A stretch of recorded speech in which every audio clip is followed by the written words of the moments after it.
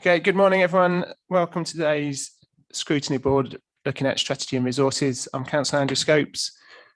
This is actually the first formal in-person Scrutiny Board for the strategy and resources team since February 2020. So I'd like to welcome everyone here and recognise that it's a big deal coming back. Hopefully we'll be able to have a productive conversation. I've asked Rob to spread us around the room just to help us with social distancing and to reduce risk as much as possible. As I said, today's a formal meeting. The agenda is on the council's website if you're watching live and you want to find it. What I'd like to do to start is people to introduce themselves. But first, I'd just like to send my best wishes to Councillor McKenna, who's tested positive for COVID this morning. You're in our thoughts and prayers. So, as I've said, I'm Councillor Andrew Scopes. I represent Beeston Holbert Ward, and I'm the chair of this committee. And if we just go around the table, which is something we can't do when we're doing online meetings, but we can do here. So we'll start going this way, if that's right, Debbie. Thank you, Chair. I'm Debbie Oldham, and I'm clerk to the committee. Thank you. Councillor Karen Renshaw, representing Alison Robin Hood Ward, substituting for Councillor Hamilton. Yeah, sorry, thank you. Morning, everyone. Councillor Peter Carlisle, Cavalier Farsley Ward. Morning, Councillor Kaylee Brooks, substituting for, I believe, Councillor Jules Hesselwood. Morning, Councillor Sharon Burke, Middleton Park Ward, substituting for myself. Good morning, everyone. John Mulcahy, Chief Officer, Elections and Regulatory. Sue Wolfe, Deputy Head of Electoral Services. Good morning, everyone. Graham Sefton. I'm from the Council's HR team. Morning, Councillor Deborah Cooper, Exec Board Member for Resources. Neil Evans, Director of Resources. Councillor Simon Seary, Pudsey Ward. Councillor Sam Firth, Harewood Ward. Councillor Diane Chapman, Rothwell Ward. Rob Clayton, Principal Scrutiny Advisor to the board. Thank you very much. And just for the minutes, Councillor Billy Fidden is going to join us later. Okay, so let's move on to the formal agenda items. I'll pass over to Rob for items, the first couple. I'll do those, Chair, thank you. There is no appeals, which is the first agenda item. Agenda item 2, there's no exempt information. Item 3, there are no late items. Item 4, could I ask members to declare any interests? Councillor Firth. Thank you, Chair. And the elections item, I am the chair of Leeds East Constituency Conservatives and Deputy Chairman for West Yorkshire Conservatives. Thank you. Thank you, Councillor Firth. Thank you, that's noted. And agenda item 5, we have apologies from Councillors Hesselwood, Hutchison, Hamilton and Councillor McKenna. We have substitutes of Councillor Brooks for Councillor Hesselwood, Councillor Renshaw for Councillor Hamilton, and Councillor Flynn will be joining the meeting later. Thank you. Thank you very much. So move on to the minutes. I'll take points of accuracy first and then we'll move on to matters arising. Are there any points of accuracy that members want to raise? I can't see anyone indicating, so we'll move on to matters arising. Rob. Thank you, Chair. Just to briefly run through minute 14, there is reference to a long-term funding, a letter that was issued by the board in 2020 regarding adult social care funding. Just to inform members and just to confirm to the board that that has now been responded to and has been circulated to members. Can I just comment on that? So, of course, yeah. As you know, it took a long time for the Scrutiny Board to get a response. And whilst I'm grateful for Councillor Robinson to write into the Minister to get a response, I do think it's disappointing that the letter was addressed to Councillor Robinson rather than the Scrutiny Board. And I think that shows a lack of respect for our board, which I'm disappointed about. And Councillor Carlisle, do you want to comment as well? Thanks, Chair. Just to add to that, I mean, what I think I was a bit disappointed was we were waiting for an answer for a long time for that letter, which were a number of points we raised. I think we got the response after the public announcement of the policy. So it was quite clear that everyone got a response to the letter first. And then after that, they were happy to then put it in writing to ourselves. And I was a bit disappointed that at least we couldn't have got some notes of progress in our letter. They wouldn't have had to necessarily let us know the entire policy they were looking at putting out, but it would have been nice to at least get a response with some deadlines and times in when we could have expected more detail. Yeah, thank you, Councillor Carlisle. In my mind, even if there wasn't something they could share with us, they could have acknowledged our letter as a major city in England and given us some idea about time frame or at least a delay. Okay, go back to you, Rob. Thank you, Chair. Minute 16 refers to climate, and it's something that I am still working on picking up with the service. I will come back to the board on that when I have the full details on that. It involves a link with the Environment, Housing and Communities Scrutiny Board. Minute 17, there's reference to a 5-year plan that colleagues in DIS have been working on, sorry, IDS have been working on, and that is still in development. I have had correspondence back from that service, and that will be either a future item for the board to follow up on the work we've been doing with that service, or I will provide separately. That's to be determined under the work programme. Minute 18, lastly, there was some information on vacancies and agency staffing, recruitment generally. I have provided some information this morning. I appreciate board members may not have had a chance to look at that, but it has been provided. And that is also a potential area for future work on the agency staffing side of it. Thank you, Thank Rob. you, Chair. Any other matters arising from members? No. Okay, so we'll move on to the agenda item number 7. I think Graham's here to present. If you just introduce yourself again, Graham, and then I think you can assume everyone's read the paper, but if there's anything you want to draw out, that's fine. Thank you. Thanks, Councillor Schofield. Graham Sefton. I'm one of the heads of HR here at the council. We've been doing a lot of work over the last 18 months in particular around improving the experiences of Black, Asian, minority ethnic staff in the council. So there's a report we bring today. Last time we came in February, we outlined some of the work we were doing. This is a follow-up report. Since we met, we've established a Race to Quality Action Plan, which is included in the notes. And if you recall back in 2020, we'd made a joint commitment with our staff network for doing priority work in this area. The Race Equality Plan is our response to that. You'll see in the report too, we've outlined a lot of the corporate activity that's taken place. And also, just a reminder again, you know, a lot of good work has taken place locally and through our directorates around this, and has been over the last 12 months. Our aim really is twofold: to ensure that council is representative of the city, and also to make sure that the experience of colleagues from Black, Asian, minority ethnic groups is a really good one, best possible one when they've got time here with us. Just to note, in terms of all of this work we're doing around inclusion, I think it's important to remember, whilst we're talking about race today, a lot of the issues raised are common, you know, across many staff in the council, and Scrutiny has asked previously for updates around our work around disabled colleagues, and that with carers too. And one of the proposals in the report is that at a future date we bring further information back to Scrutiny. So we continue to listen to our Black, Asian, minority ethnic staff through our staff network.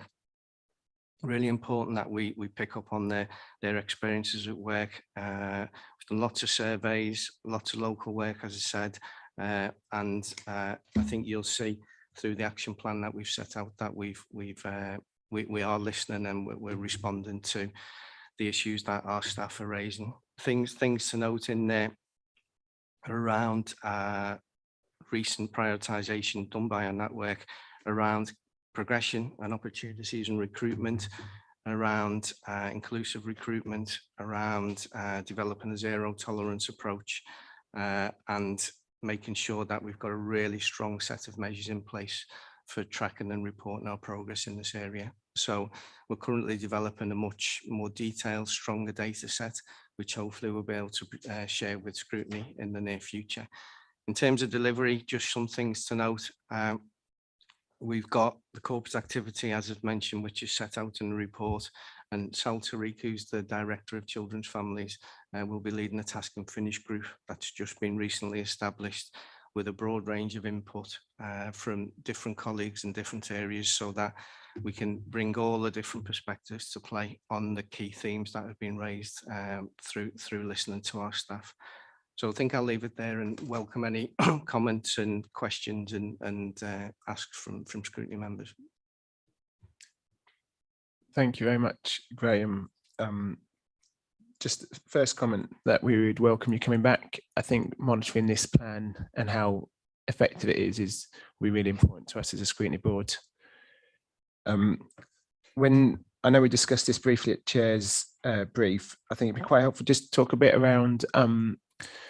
So clearly it's good to have Sal, really good to have Sal Tariq as a champion on this. But just in terms of people at different levels, I think it's also important to have peers involved at all levels. So can you just talk a little bit around that? Thanks. Yeah, I think there's lots of activity taking place on a range of different levels, on this programme. But as Councillor Scope says, a task and finish group being established by Sal, and that's the reason we've put that in place is to really maintain some important action, quick action. And one of the things we want to do there is theme it around things. So, for example, recruitment. And when we do that, we're going to invite a broad range of different people from different roles, from different grades, people involved actively on this way, people with different views, so that we make sure that it's not just something that's corporately driven. It's really rooted in the real experience of people working across the council. And obviously, where needed, what we'll do as well is reach out wider to community and partner groups to make sure if that is part of our solution, that they're fully involved too. Councillor Cooper. Yeah, thanks, Chair. And I just wanted to alert Scrutiny Board a wider piece of work that's being undertaken at the minute, a forum that I'm chairing that's looking at inclusivity as well, and around anti-racism within different organisations in the city. So it's not just about Leeds City Council, but maybe about other organisations, public bodies like health, the police, CPS. There are a number of organisations that have joined forces to look at ourselves to see how we can improve. We've got 6 different work streams that we're undertaking and are being led by either the heads of those organisations or indeed exec board members or our own directors that are involved in that as well. So hopefully that will feed into some of the work, the wider work that Graham was just mentioning there, alluding to there, and we'll be able to feed into for you to monitor going forward, Chair. Thank you very much, Councillor Cooper. Neil. Yeah, just on this issue of engagement staff, it's referred to in the report. The staff network is active, and obviously that does actually have staff from across the council in various different grades, and the management team, corporate leadership team, is meeting with that group every 3 months now, and monitoring the action plan jointly through that. One of actually the benefits of being able to use Teams and is actually you can get as many as 150 people kind of tuning into that in a way that actually wouldn't have happened in the past actually. So there is good engagement, and there may be actually as you go through this over the coming months an opportunity to actually tap into that staff network yourself and actually hear the experience from them rather than just hear it from us as officers who are kind of responsible, I suppose, for bringing the plan together. You kind of get more from the horse's mouth, I suppose.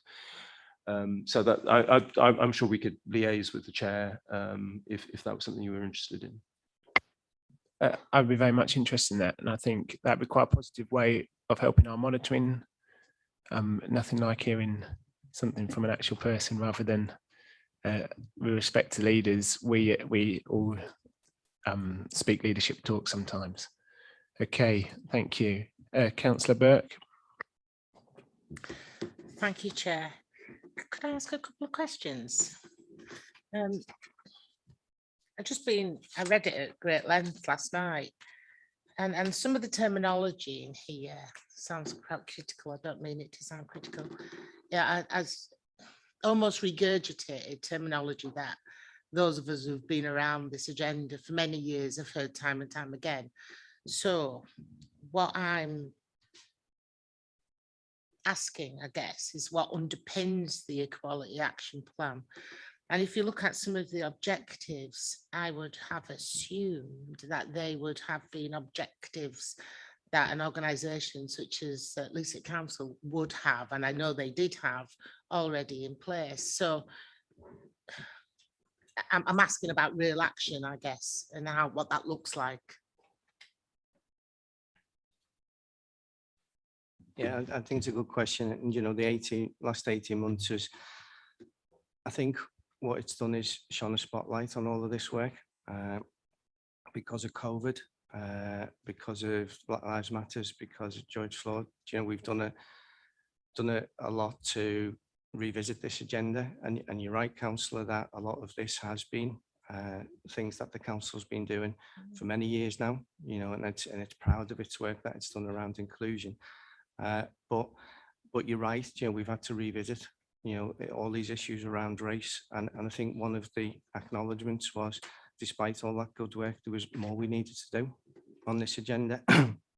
So a lot of the initial work, you know, like Neil said, with CLT and the staff network was to really try and understand those current experiences, because you're right, you know, in terms of having a strategy and plan in place, that's really important and helpful, but we felt we needed to revisit that and really hear about those lived experiences.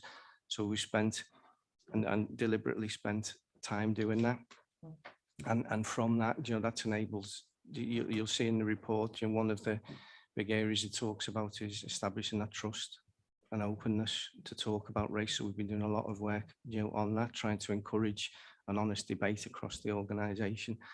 And I think one of the when we talk to, you know, the different leadership teams, and we've really asked them to have those local conversations and resist that temptation to think that a single plan driven from the centre can change everything.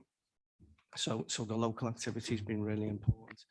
And I think that's really helped. But I think we're at a place now where we've done a lot of listening. We've got a really, really good plan in place, but everybody is keen now to create some action and some real change. So the things that you'll see in the plan there around improving recruitment, you know, in the past 6 months, we've done things like take a look at how inclusive our panels are. We're taking a look at the recruitment process, you know, from start to finish. We're thinking about, you know, root and branch review of that.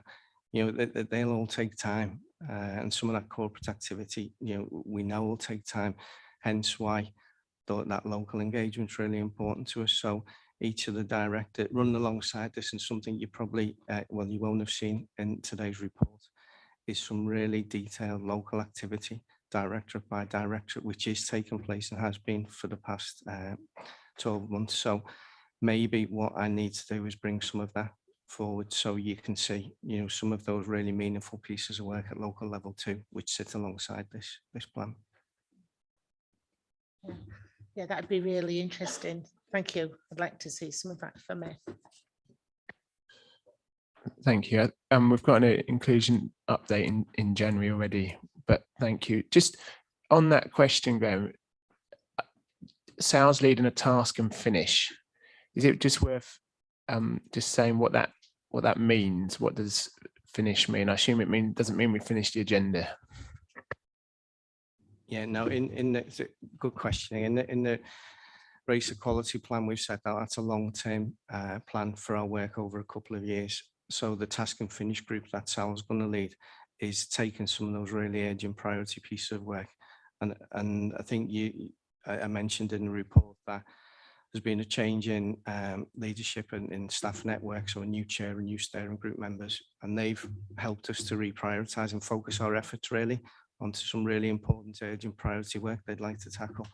And Sal is going to take those themes and make sure over, say, the next 6 months, there's some real action. So we're going to pull everyone together, establish all the good work that's already taken place, but really challenge ourselves to drive through some real change over the next 6 months on those areas. So it will be things around the zero tolerance, the recruitment, the progression.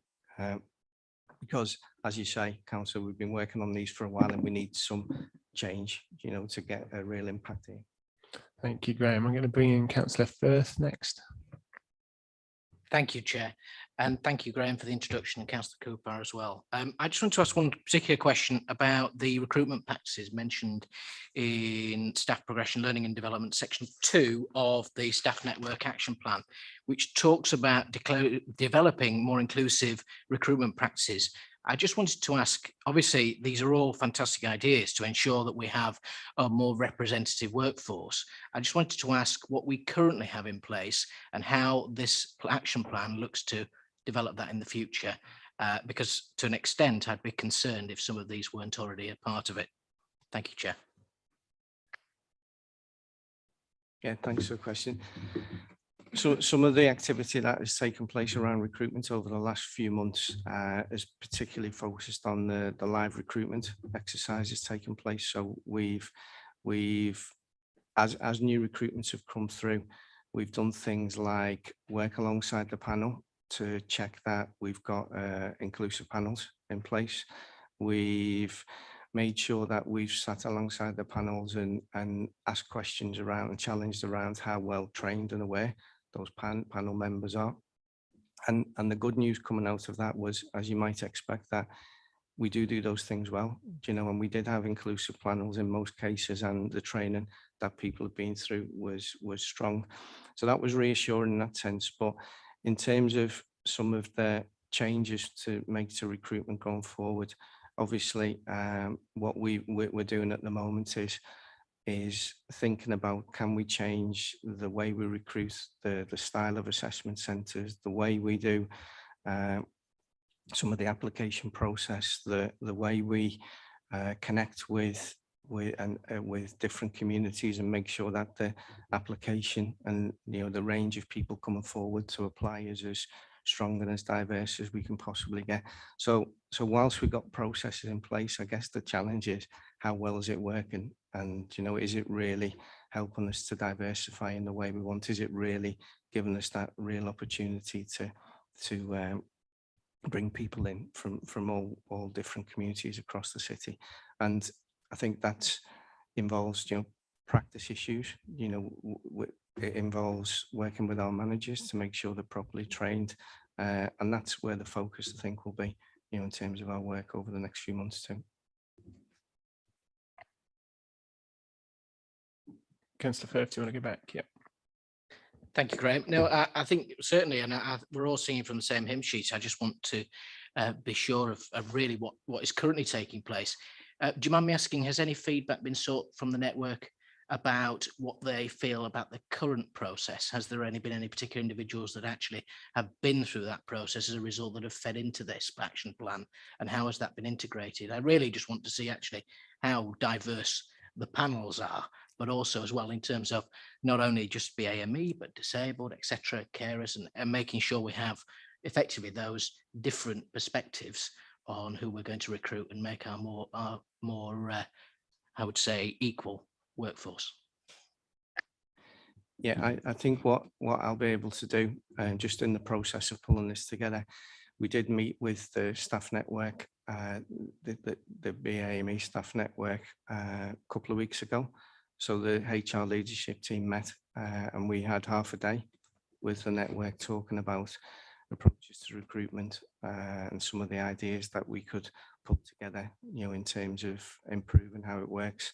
And there's a whole range of things in there, as you can imagine, through from, as I've mentioned, training, the process itself and how it works, the way we shortlist, the idea of having independent panel members, who challenge practice, but it went much wider than that too, because we also started then talking about not just recruitment, but progression opportunities for people, you know, in the council. There's a whole range of really, really good feedback that I'm putting together into a plan of work specifically around recruitment at the moment. So I can share that with you, and we can, you know, we can look at that through this group if need be, because it is really one of the key areas around recruitment progression we want to really change. I don't want to hog the limelight, apologies. But thank you for that, Graham. The next question I was going to ask is, when we have the next update on this in 6 months, 12 months time, what sort of metrics are we going to be looking at, or how is it going to be qualified? Where we're going to achieve certain things? How is it going to be effectively examined? So one of the things that draw everyone's attention to in the race equality plan is a set of measures that have been mapped out to support all of this work. I think it's really important, isn't it, that we're all confident that progress has been made, change is happening, and we've got a set of metrics in place. So we've done some work recently to check whether and how the council can report on all the measures outlined in the race equality plan. And as you expect, pleased to say we can do that. So we're just pulling together what we're calling the new diversity data set for the council. It won't just be about race, you know, it'll cover all those other areas you mentioned too. And one of the things we're really keen to do is make sure that where necessary, we report at a much more detailed, granular level, you know, because too often, you know, organisations, big organisations like ours and across the country report, you know, in that really broad, you know, on the BAME numbers and representation. Well, there's 2,000 people who work for the council, and they've all got different experiences to bring, and we want to reflect that in our reporting too.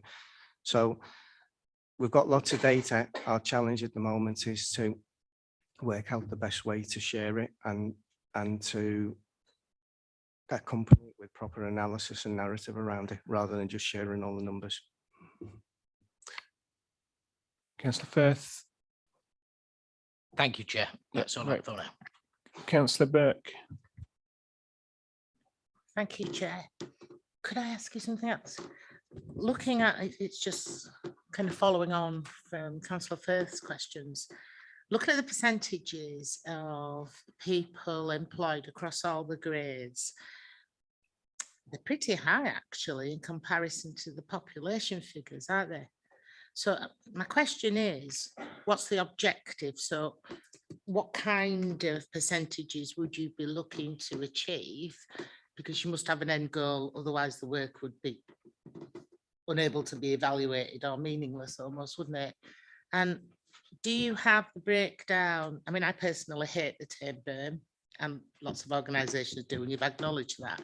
But would you be breaking down the categories within that overarching term? Yeah, that's exactly it. We will be breaking it down, and we think that tells different and unique stories for different people in the council. So we will do that. And one of the council's data intelligence teams has done some work recently where it's comparing our representation against the working age population in Leeds. So that's one of the comparisons we're making around census data, working age population. And what we know, you know, since the last census, that the city continues to diversify. So if you look at, you know, some of the representation levels for younger people in the city, you know, I don't know the exact figures, but, you know, in terms of like 25–30%, you know, of young people being from Black, Asian, minority ethnic groups across the city. So we don't have targets currently, you know, in terms of what we're aiming for. I think it's come up here in the past as a question, you know, about whether we should. But that work that we do, I think, around comparing our current makeup in the council with the working age population will be a really good start for us to start exploring that a bit further. Thanks, Graham. Councillor Burke. Thank you. And I only made the point because that overarching term sometimes means some groups are way overrepresented against other groups, which I'm sure you're already kind of acknowledge and know. Thank you. Thank you, Councillor Burke. Councillor Chapman. Yeah, it's just a quick comment back on the metrics. I think it'd be really useful to have some sort of analysis of anonymised shortlisting and what that does in terms of candidates coming forward. I think it would feed in then to how many we actually, you know, what the actual recruitment or appointment situation is when you've got an anonymised application process or CV shortlisting process. Thank you, Councillor Chapman. I'll take that as a comment, if that's okay, that Graham can note. Okay, Councillor Firth. Thank you, Chair.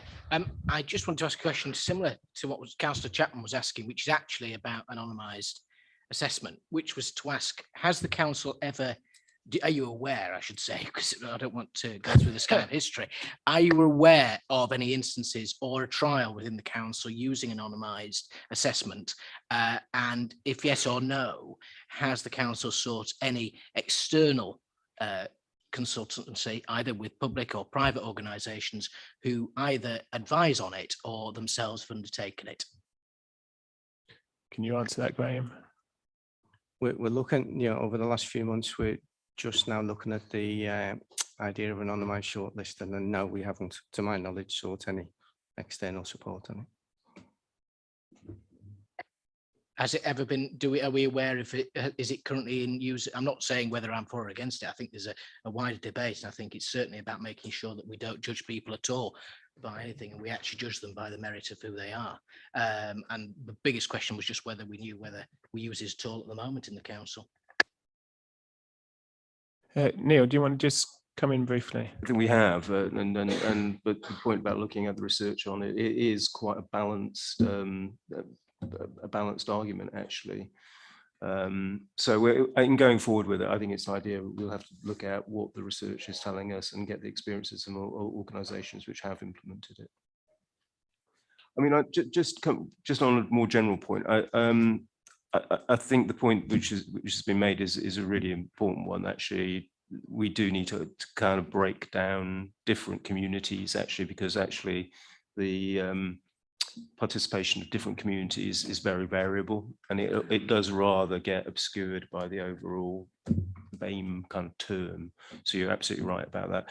I think the other thing beyond the metrics is a sort of sense of a perception of fairness. And I think one of the reasons why this is here is because much as this has been an issue for decades, and there's been lots of work on it, and I'm glad to say it's a much better organisation than it was 20 odd years ago. Nevertheless, there is still a perception amongst many staff that they aren't being dealt with fairly. And part of the issue about that is actually bringing greater transparency. So it is about publishing, and it is about making sure that actually panels are more diverse in how they look, and that people aren't actually getting a sense that that people actually in a department are just recruiting internally people they know, and I think that those are all the sorts of things which we need to be kind of countering, as well as the metrics. It is that sense of perception. Councillor Firth.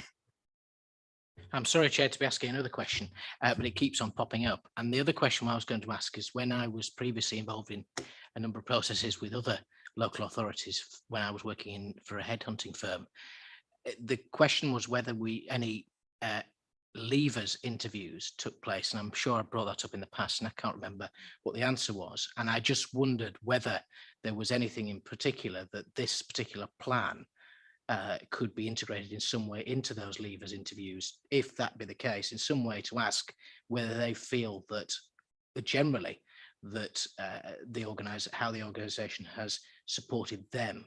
For example, if they had, for example, they come from a minority background or they've got a disability, and whether that is part of the process or whether that's something that could be factored into the process generally. Thank you, Chair. Graham. Yeah, we've just reinvigorated our leavers process in the last 6 months. So we do have something in place which is collecting, the experience of people's time with us, and the thoughts and the reasons for leaving and what those are. And that's all analysed by different directors, different teams, different staff groups. So the numbers on that at the moment, we're roughly getting 20-25% of all leavers completing that. So as that picture develops over time, we'll be able to report some of that data back to you, particularly in what it says in terms of Black, Asian, minority ethnic staff. But to rest assured, in terms of how we handle that too, if anything serious comes up, particularly in terms of race, we'd be monitoring that and flagging that and using that as part of our planning as well. Yep, Councillor Firth. I'm sorry for another question, Graham, but the answer that you're giving are just leading to further questions, so apologies. The question I was going to ask is obviously you mentioned there 20 to 25%, which to many of us may seem quite low, but I appreciate that may be, and you may come back and tell me that might be due to the high turnover they've had in the past year, for example. But is that a regular figure, or is that from the past year? Or is there anything that we can actually do, or the council is doing, to actually encourage people to take part in those interviews? Just simply because, for example, if somebody is leaving the council with a grievance, they are potentially more likely to bring it forward, or they potentially might not willing to bring it forward to not leave on bad blood. And effectively, what is the HR team doing on different departments and teams to integrate a culture whereby that openness means that they feel they want to take part in that process and effectively help this organisation to serve the public as best we can? Yeah, just to reassure on that, in terms of people leaving the organisation, and you rightly say, a lot of people have left, in the early leavers list of particularly over the past few months, but both before, during and after people left the organisation, we look for different opportunities, whether that's through one-to-one conversations with managers, contact with HR if needed, the ability for people to complete the survey once they've left. We're doing more in that space to try and encourage people to do that, where maybe they feel a bit more free to speak openly. So giving people a range of different options, about how to have that exit interview and who to talk to and when is what we're doing at the moment. Sorry, thank you for that, Graham. Is that 20 to 25% from the past year? If you don't know the answer, it's not a problem. But is it a general figure from pre-pandemic? The only reason I'm trying to gauge is whether that is a figure that we had before we've had a significant turnover of staff.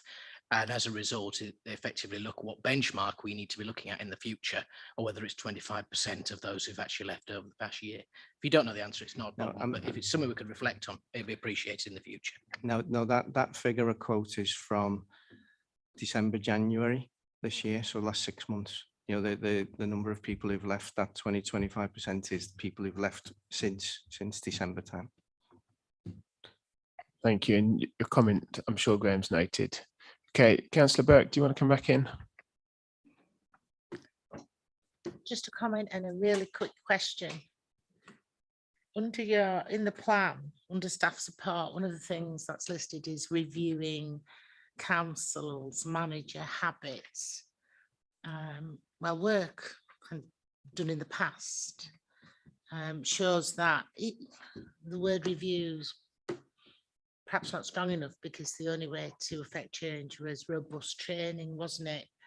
And challenging, particularly unconscious bias, which is really difficult. It's a painful process sometimes for people to go through. So I think, if I may, that perhaps needs strengthening, because it's not sure if we should be commenting on that, but have. And just the last question is about positive action.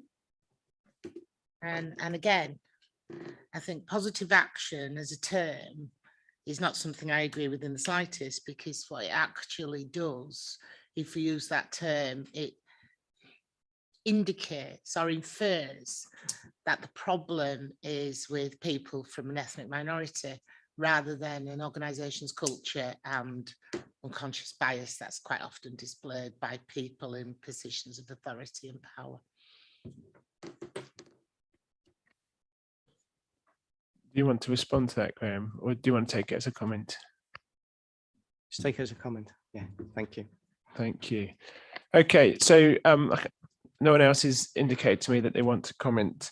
So we'll just look at the recommendations on page 20. I think maybe we should add in there that we would request that the network provide someone to come and talk to us when we speak about this next time. Are members comfortable with that? And I think in terms of monitoring the metrics, that's something that's been discussed. I'm seeing everyone nodding, so I'm going to take that as agreement. Okay, good. Let's move on. Thank you very much for that, Graham. Thanks for your time. And see you next time. So can I just check in terms of the later item? Should I disappear and come back? Because I think we're on for the future work and scrutiny update. Stay. You can do, but just make sure you're back in time. I don't know how you'll do that, but I'll stay. Don't worry. Okay, let's move on to item 8, if that's all right. Again, if you assume that we've read the report, but do feel free to highlight anything that you want to particularly. Thank you. Okay, thanks, Chair. Good morning, members. This paper is brought to you this morning at your own request. You asked us to provide an update on voter behaviour from the last elections in May 2021, and also to give a quick overview of what we can expect for some forthcoming changes to the electoral process, particularly the introduction of voter IDs. Sue Wolfe is here from Elections, who I will ask to do a brief overview of both parts of the paper, and then we'll be happy to answer any questions that members have. Thank you. Thanks, John. Okay, so for the May elections, we did see a massive turnaround in voter behaviour.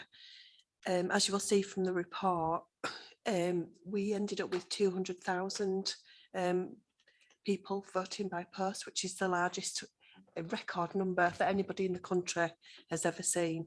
And going forward, we think we've not had many people cancel those postal votes. So going forward, we do think it will be the new norm, that we do have a high number of people voting by post. So we have put some suggestions in of considerations that we will have to undertake. But we're not making any proposals at this stage in time. And then the elections bill and the introduction of voter ID, we've provided information there as we know it at this time, but we are awaiting further information from the government, which we will update you when and as we have that information. Thank you.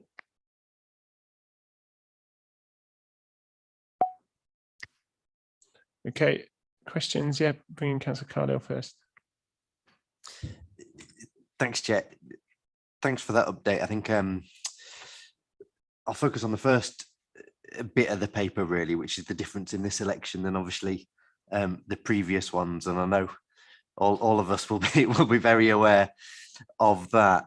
What I was going to look at really is the rejected papers, because I'm aware that there's what looks like small numbers, but when you look across the people that participate in elections anyway, I mean, my own ward, there's 24,000 people, 18,000 of whom are able to vote, and only 7,000 of those choose to vote. And then if you look at who they may choose to vote for, I'm always well aware, and I'm sure many of us are, that the majority of people who even choose to vote in the end don't vote for me first. I end up with 43% of the vote or something like that. So I'm a minority of a minority of a minority of a minority already, which is, I guess, then where my focus for really wanting to maximise the participation of voters in every area comes from, because we're well aware of the difficulty in the process already. So I was just looking in terms of the rejected ballots, and the postal vote split's one that is really different across different areas and different wards. So I'm aware I've got 8,000 postal voters or something like that at Headingley and Hyde Park ward. I think a quarter of that, maybe. So a completely different span in different areas. Some of that will be age and demographic. Some of that will be your proximity to a polling station and something like that. But I know, therefore, we've got a percentage of the rejected and the average rejected per ward, but I'm guessing that is the real data per ward, maybe more than twice, 3, 4 times that number rejected in certain wards other than others. So is there any analysis been done of those rejected, where they most commonly are, what areas they came from? I mean, certainly in my ward, I did have a lot of concerns from areas where English may not be spoken as a first language at home, that it was much more difficult to follow those instructions. Some people saying that in fact in Bradford they found the instructions easier. But did we do any analysis of where they were most likely to be rejected from, whether there were any demographic changes in those areas? And also just a quick one, that percentage of rejected, obviously the numbers will be a lot different, but is that percentage similar to what we may see in typical years, should we call it, all being, I know that this is probably the new picture that's here to stay. Yes, councillor, the number rejected is the norm. There was nothing alarming when we looked. We could provide the ward, the figures by ward, if that's what you prefer to see. I think that'd be useful. I mean, in some, I might actually come back and ask for polling district, because then that'll give me an idea. Obviously, we know our wards very well, and we'll know the different types of community you get in different polling districts, which can be completely different in across mine. I'd have completely different community in one polling district to another. So I think some of us might want to look into that. But I think it's that concern. Just my wife and I sit there and do ours together and read the instructions through very carefully and very slowly, because obviously it's a very important process to us. But for somebody who's doing it for the first time, not necessarily got somebody else there to do it, and English may not be their first language at home, then I can imagine just how difficult that would be to do. Whereas turning up to the polling stations there, and just as one extra one, if it's all right, Chair, even if, so this process, as you've said, is going to continue, and we're expecting certainly for the next few years, the majority of votes to come through being postal votes. Do you think we're likely to therefore see any change in what we do about polling stations? Because obviously there are a lot fewer people using those polling stations, but they are an incredibly important service. Are the service thinking about the value in those polling stations, whether anything needs to be looked different in terms of those? Because I think it would be a shame if we decided to scale that back just because the majority were on postal votes. Yes, we are considering doing a polling district review, because we did make a lot of changes. And for example, we didn't have any portable polling stations in May, which is one thing that we would like to carry on seeing going forward. I know Susie did send an email out asking, you know, what councillors' thoughts were on undertaking a polling district review, but it is something that, you know, we are thinking of doing. Thank you. I think Councillor Carlyle's point to note in terms of a comment is that the concern around making sure people can easily get to a polling station wherever they live in the city is really important. Okay, Councillor Firth has indicated that he wants to speak. Thank you, Chair. I have a number of points to ask questions about, just simply because I'm one of the individuals that suggested this paper could possibly come forward. So I appreciate staff have taken the time to pull it together, and actually also the Herculean effort that it took to deal with not just the local elections in Leeds with a significantly higher turnout of over 6.6%, but also the mayoral election as well. And so I certainly think, as I said at the beginning of the meeting, I'm glad to see that you've recovered, because it will certainly an effort, and to put up with a lot of politicians in the early hours of the morning certainly takes some bravery and guts, to say the least. And the reason I wanted to ask, really coming up from what Councillor Carlo's point was, the concern I have is that large amount of postal votes that's been mentioned, you say that that's broadly the same. Is that broadly the same in terms of percentage, and that just the numbers have scaled? Or is it that it's broadly the same in terms of the amount of postal votes? I think I know the answer. And the reason I stress that is because the reason I declared an interest earlier was just simply because I was an agent in the election in two particular wards that were extremely close, in Temple Newsham at 12 votes and Crossgates at 139. And not to forget that Councillor Carlo the year before was 27. And the biggest thing about it is the fact that it doesn't matter who wins. The fact is we get more people voting and we have the most representative result. And it would be interesting to know really how that's breaking down in terms of what the process is when you get a rejected ballot, and how it's then dealt with to make sure that person can vote, and therefore we have the best turnout we can have in the city, and therefore have the best representative result. Thank you, Chair. Thanks, Councillor. Yes, it was broadly the same percentage-wise, even though the figures had scaled had risen. All the staff that are adjudicating the postal votes and rejecting them do undergo the forensic science training before they start the job. The majority, like the date of birth that was incorrect, is where people are using the year of birth and they're putting the 2021 as the year of birth. So of course, it's completely rejected when that happens, or sometimes they forget to sign. The only thing we could do is possibly look at the instructions, but I'm not sure how much clearer we could make those instructions for them. So just on that, I think question Councillor Firth may have been asking, I don't want to put words in your mouth, but there seems to be a question about, is there anything that you can do to go back to the individual? If it's particularly early voters, so if I put my postal vote in 2-3 weeks in advance, whenever, straight away, would I ever know that I did it wrong, so I need to focus more next time? I guess that's the question. People can ring up and ask, but they very, very rarely do. Possibly because I think they don't know, but no, there's nothing we can do once they've put that ballot paper in with the vote on. That's their vote, basically. And I assume that's something to do with the being anonymous in terms of where your ballots come from. It is. That's what I thought you'd say. Teeing you up nicely there. Councillor Firth, do you want to come back? No, well, thank you for that clarification. It is just worrying, the fact that 146,000 postal votes were returned when, was it 300 and odd thousand were the ones that actually came in? And as a result, it just seems quite a... Oh, sorry, apologies. No, I've misread the figures there, but I do appreciate your answer. But can I come on to a separate point, Chair, if that's all right, unless anyone else wants to come in, which is just a general point on this report, which is, I appreciate that it takes some effort to put in this report, but I am disappointed with the result of it. The reason I'm disappointed is because I feel that there is a lot of opinion in this report, and I appreciate that the legislation is very early in the legislative process. I appreciate that there's not the guidance available, but I feel that there is a lot of opinion rather than actually anything backed up with fact. For example, there seems to be a number of mentions of the Electoral Commission, of the Association of Electoral Administrators. I am aware from my own research that there was guidance and also comment from the Electoral Commission. So I'm surprised that there wasn't further addition of that in the report.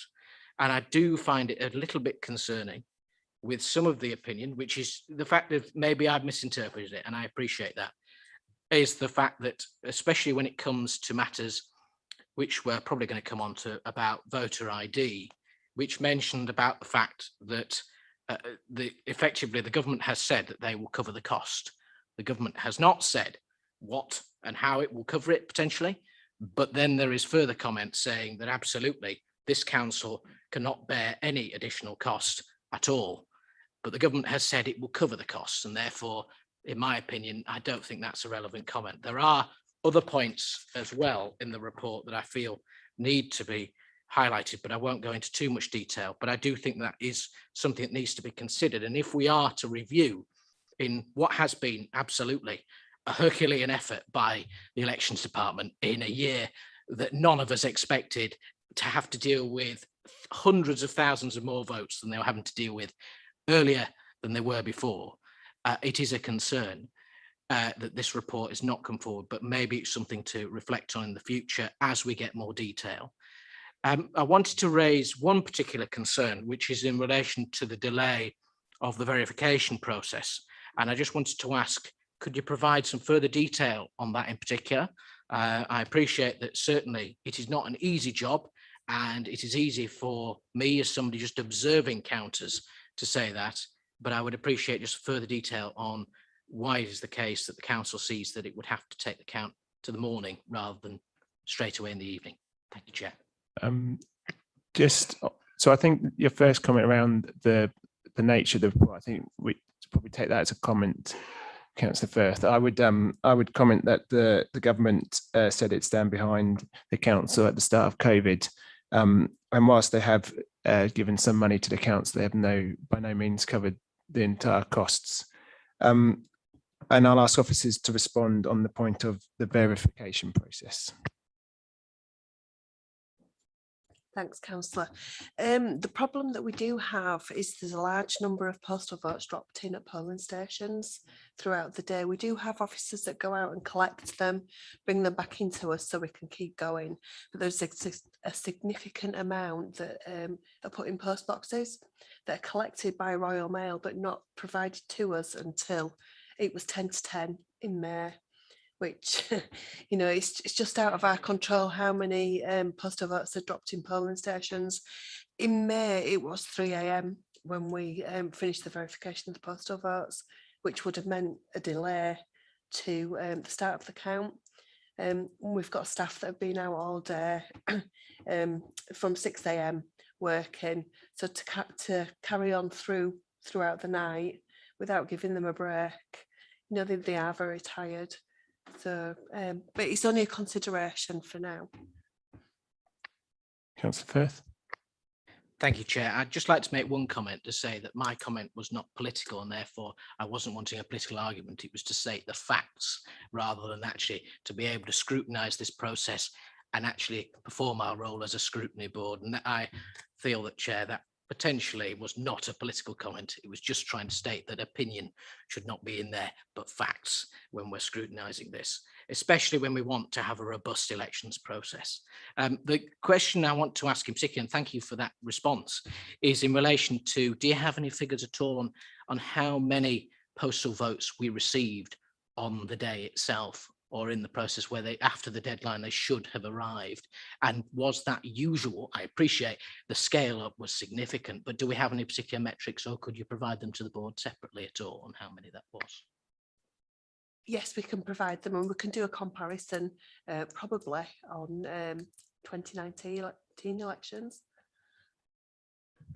Yeah, just to be clear, the postal votes that arrive in the ballot in the polling stations are counted. Is that correct?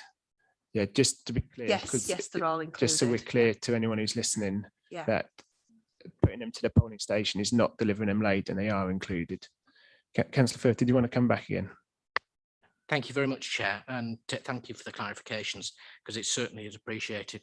The final question was actually, I was going to ask whether, because obviously I know by statute it's every 5 years that you have a polling district review. As of 2013, I think it was the Act, I can't remember the name of it at this moment in time, but obviously following the process that was undertaken from 18 till 19, and then the next one would probably be in 2023 if we went by the current timetable. And as a result, it's good to hear that the plans are going forward to potentially review them, because I was going to ask in particular, there were obviously a number of wards where polling stations were combined, and potentially that was due to the fact that polling stations were not available in their original form from previous years. And would there be any consideration, as has been discussed in the guidance from the Electoral Commission, to improve accessibility and therefore potentially provide more polling stations in larger polling districts? Thank you, Chair. It's certainly something that we could look at doing once we start the polling district review. If you put a proposal forward, it's certainly something we can look at. Councillor Firth. Thank you, Chair. Apologies, I forgot to ask, could you give us some more meat on the bone about, do you have any further views on when that review will take place and what sort of review it will be, and in terms of making sure that we can actually make it as robust and fair a process as possible, as I'm sure all colleagues will want to do? Yeah, thank you. Thanks, Chair. The proposals for the polling district review will be sent out to all members at the appropriate time, with the overview of how members can provide comments to inform that polling district review that can be taken into account.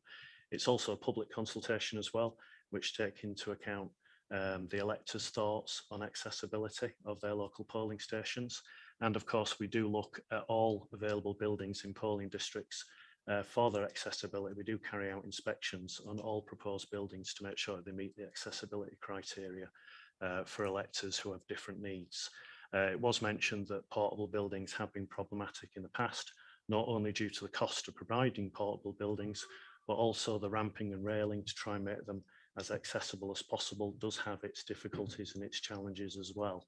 And we would always prefer a more permanent building with much better access requirements rather than a portable building that has to have access requirements built around it, which can create its own challenges for electors as well. So yes, it's a comprehensive review.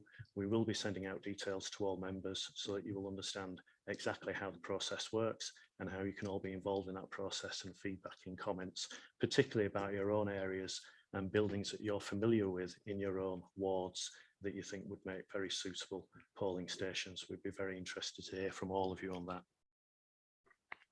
Thank you very much. Okay, I'm going to bring in Councillor Carlisle now.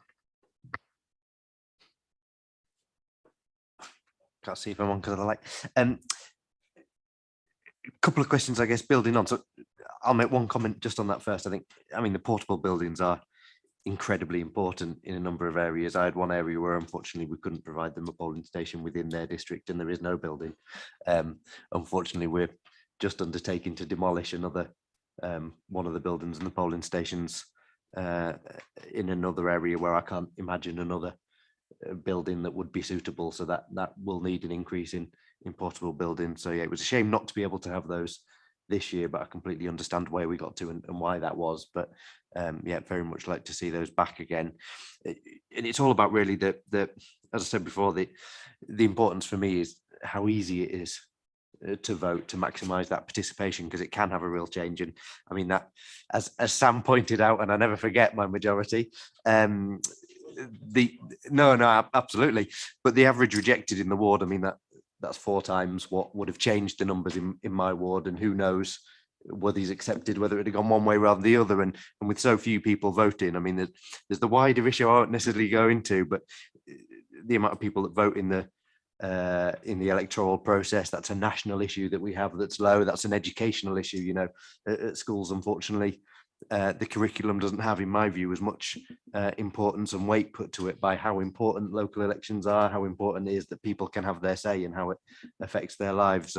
I know that's something that will take a more national approach to solve some of those problems. But coming back then to, so that's why I guess I'm so interested in this number of ballots that are rejected and making sure that when somebody has tried to have their say, that we do everything we can to make sure it counts. And I just wondered then, looking at that, it might not be information you've got now, but it might be something we can come back with, whether that percentage of them that are rejected are similar in other areas. I certainly had some people that have moved district saying, for instance, they found the instructions in Bradford were easier than they are in Leeds. I don't know whether that's the case, and I'm sure we've done some work around that, but I would really like to see some reassurance at some point of what other figures were like in other authorities, so that we can know where we balance it. And then I think it would be really useful if we could look at those instructions. Obviously, you've pointed out a few common mistakes there that people will make.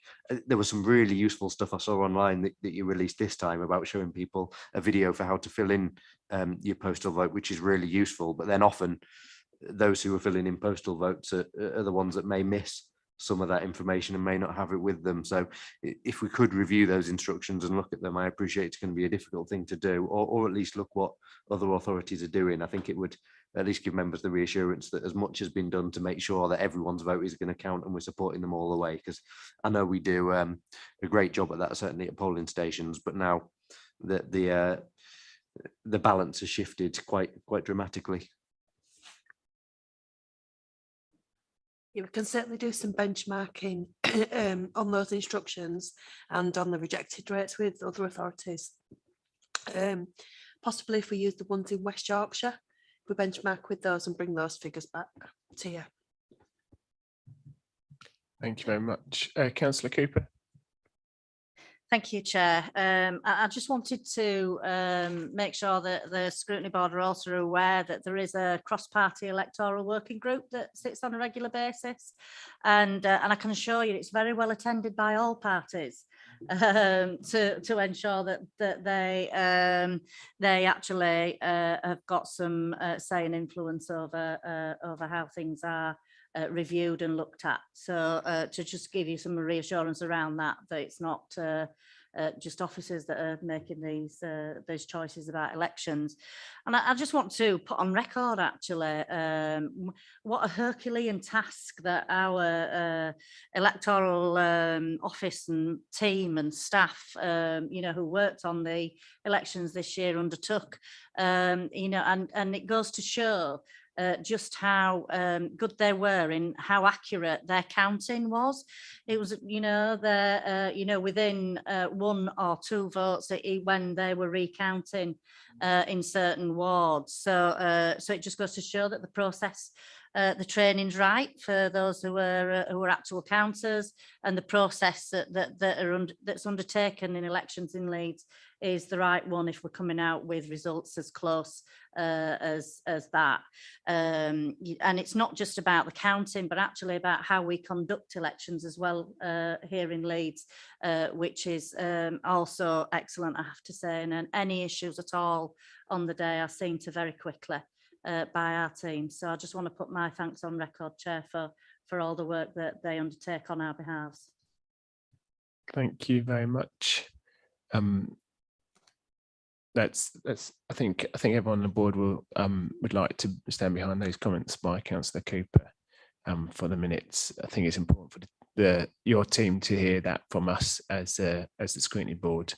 Councillor Firth. Thank you, Chair, and certainly echo those comments. And it's just simply the fact of just scrutinising and trying to make it, as I said earlier, more robust, definitely. And I wanted to come on to one particular comment about, obviously, there's mentions of the current elections bill, which contains, as it's mentioned in the bill, probably the most important point is about voter ID.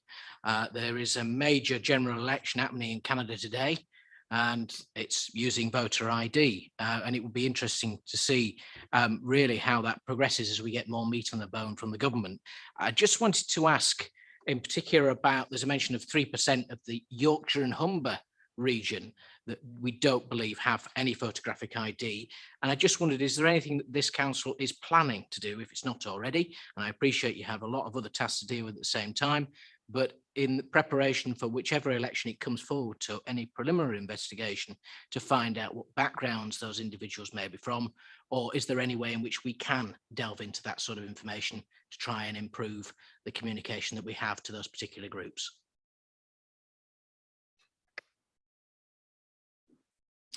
I think we have a challenge in this area, given that people's participation in elections is to be anonymous. So to try and identify in advance any racial or cultural issues surrounding whether people have a voter ID is a challenge for us, and we'll be guided on those issues by the government guidance, which will come out in due course regarding how we deal with voter IDs. As for people who don't have any form of photographic ID, the legislation will be proposing arrangements for electoral services officers to provide a voter ID card to those people, and information about that will be sent out, and that will be a nil cost to the elector. And as we understand it, as indicated in the paper, nil cost of council as well. The government will cover those costs in full. So those electors who don't currently have any of the different forms of photographic ID that's being proposed will be able to obtain one from the council free of charge, and that will be able to be used at elections as well. But as we've indicated in the paper, it is at very early stages at the moment. We don't have full details of how the process will work, and when it does, we will of course bring back another paper to Scrutiny to inform you about the process and answer any further questions you have about it at that stage. But it's early days for us regarding voter ID at the moment. Thank you very much. I think it's probably fair to say, as we would want that process to be as easy as possible to ensure maximum participation. I think that's clear from what everyone said actually today, that increased participation is important, and anything we can do to improve participation rather than reduce it would be positive. Okay, I can't see anyone else indicating. So thank you very much for attending today. Thank you for your report and your time, and yeah, thank you for that. I'm going to move on to the next agenda item, which is item 9, which we've got Bev and Jason. Do you want to introduce yourself at the start, if that's okay? I think you can assume we've read the report, but if there's anything in particular you want to draw out, feel free to do that as well. Okay, thank you.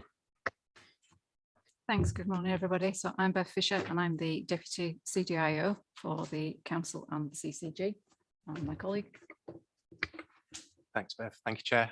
Morning, everyone. I'm Jason Tootin. I'm the Digital Inclusion Manager for Leeds City Council. I lead the 100% Digital Leeds programme. Okay, so first of all, apologies from Leonardo Tantari that he's not able to join us today, but he's been fully involved in obviously the pulling together this report.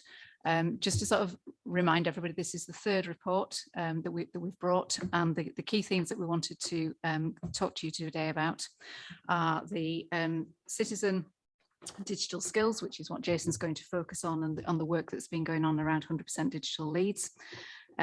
How we continue to embed and develop council digital skills for officers, members, and obviously yourselves, picking up on some elements there. And then really sort of talking, I think there was this particular ask at the last scrutiny board around sort of service desk and some known issues that we're having there at the moment around performance. So talk to you about the recovery plan. So as you said, everybody will have read the report, but if we just sort of give the, I guess, the sort of key edited highlights first of all. So if I hand over to Jason, and he's going to cover off the 100% digital stuff first. Thank you, Bev. And as already mentioned, not in any great detail, but just I think to highlight the work that is ongoing, and there are a number of bullet points there that talk about what my team are doing with specific either geographical communities or communities of interest. Because although, and I think it speaks to Councillor Firth's point about what we were just talking about, the 3% of people who may not have voter ID is across the general population. And when we talk about some of the digital exclusion issues, headline figures, again, talk about the general population. It may say 10% of people have never been online, 10% of the general population. As we start to drill down into some of the people that we're working with, people who are homeless and rough sleeping, people with learning disabilities, people who have English as a second language, it's not 10% of those populations. It's much higher in some of the specific communities in which we're working. And those people that we're talking about are also more likely to be higher users of our services, whether that's council services, NHS, third sector organisations. So I think it's interesting as we start, and this is why the examples were chosen, when we're talking about residents of care homes, when we're talking about some of the examples that are in the report, the headline figures don't tell the full story. And members will know from talking to people in their wards, the impact that digital exclusion can have on some of the people in our communities who are already facing multiple other challenges. Digital exclusion is often not the most important challenge that the people are facing. It's food on the table, it's a roof over the head. But digital inclusion can help with those other challenges, which is why from our perspective and as a council and as a city, it is one of our priorities. And the only other thing that I would draw attention to before I hand back to Bev is the section around how is success measured. Because from our perspective, from the 100% digital Leeds and my team and the work that we're doing, digital inclusion is the right thing to do anyway. But it also comes with a return on investment. It comes with metrics that we can quantify to say the more people are digitally included, the more they then choose to access services digitally, the bigger the return on investment the city will see. That's in people getting jobs and getting better jobs, managing their health and not accessing frontline services, and not, if they don't want to, not dealing with the council in a face-to-face way, but using the digital tools and channels that colleagues in IDS are implementing. So that is a work in progress. We're working with Local Government Association and SOCATIM to devise a robust return on investment model that, again, we can bring back to a future scrutiny board. But I think it's both head and heart from our perspective, digital inclusion. It's the right thing to do anyway for the communities that we're talking about, but it does bring with it a financial return on investment. Thank you, Beth. Thanks, Jason. Okay, so then I guess moving on to the sort of skills that we need within the council. You'll have to bear with me, I'm finding it really disconcerting looking over my glasses all the time. So we did actually have previous scrutiny board back in sort of 2018-19 where we started to explore some of these things about how we build the skills within our own workforce to understand, you know, the art of the possible from digital to sort of help to sort of design services that work for a citizen, not necessarily just for the council. So what we really want to do is continue embedding that and potentially invest more in terms of building those types of skills. And some of the key elements of that really are around making sure that when we're designing services, we're designing it from a citizen or a user perspective.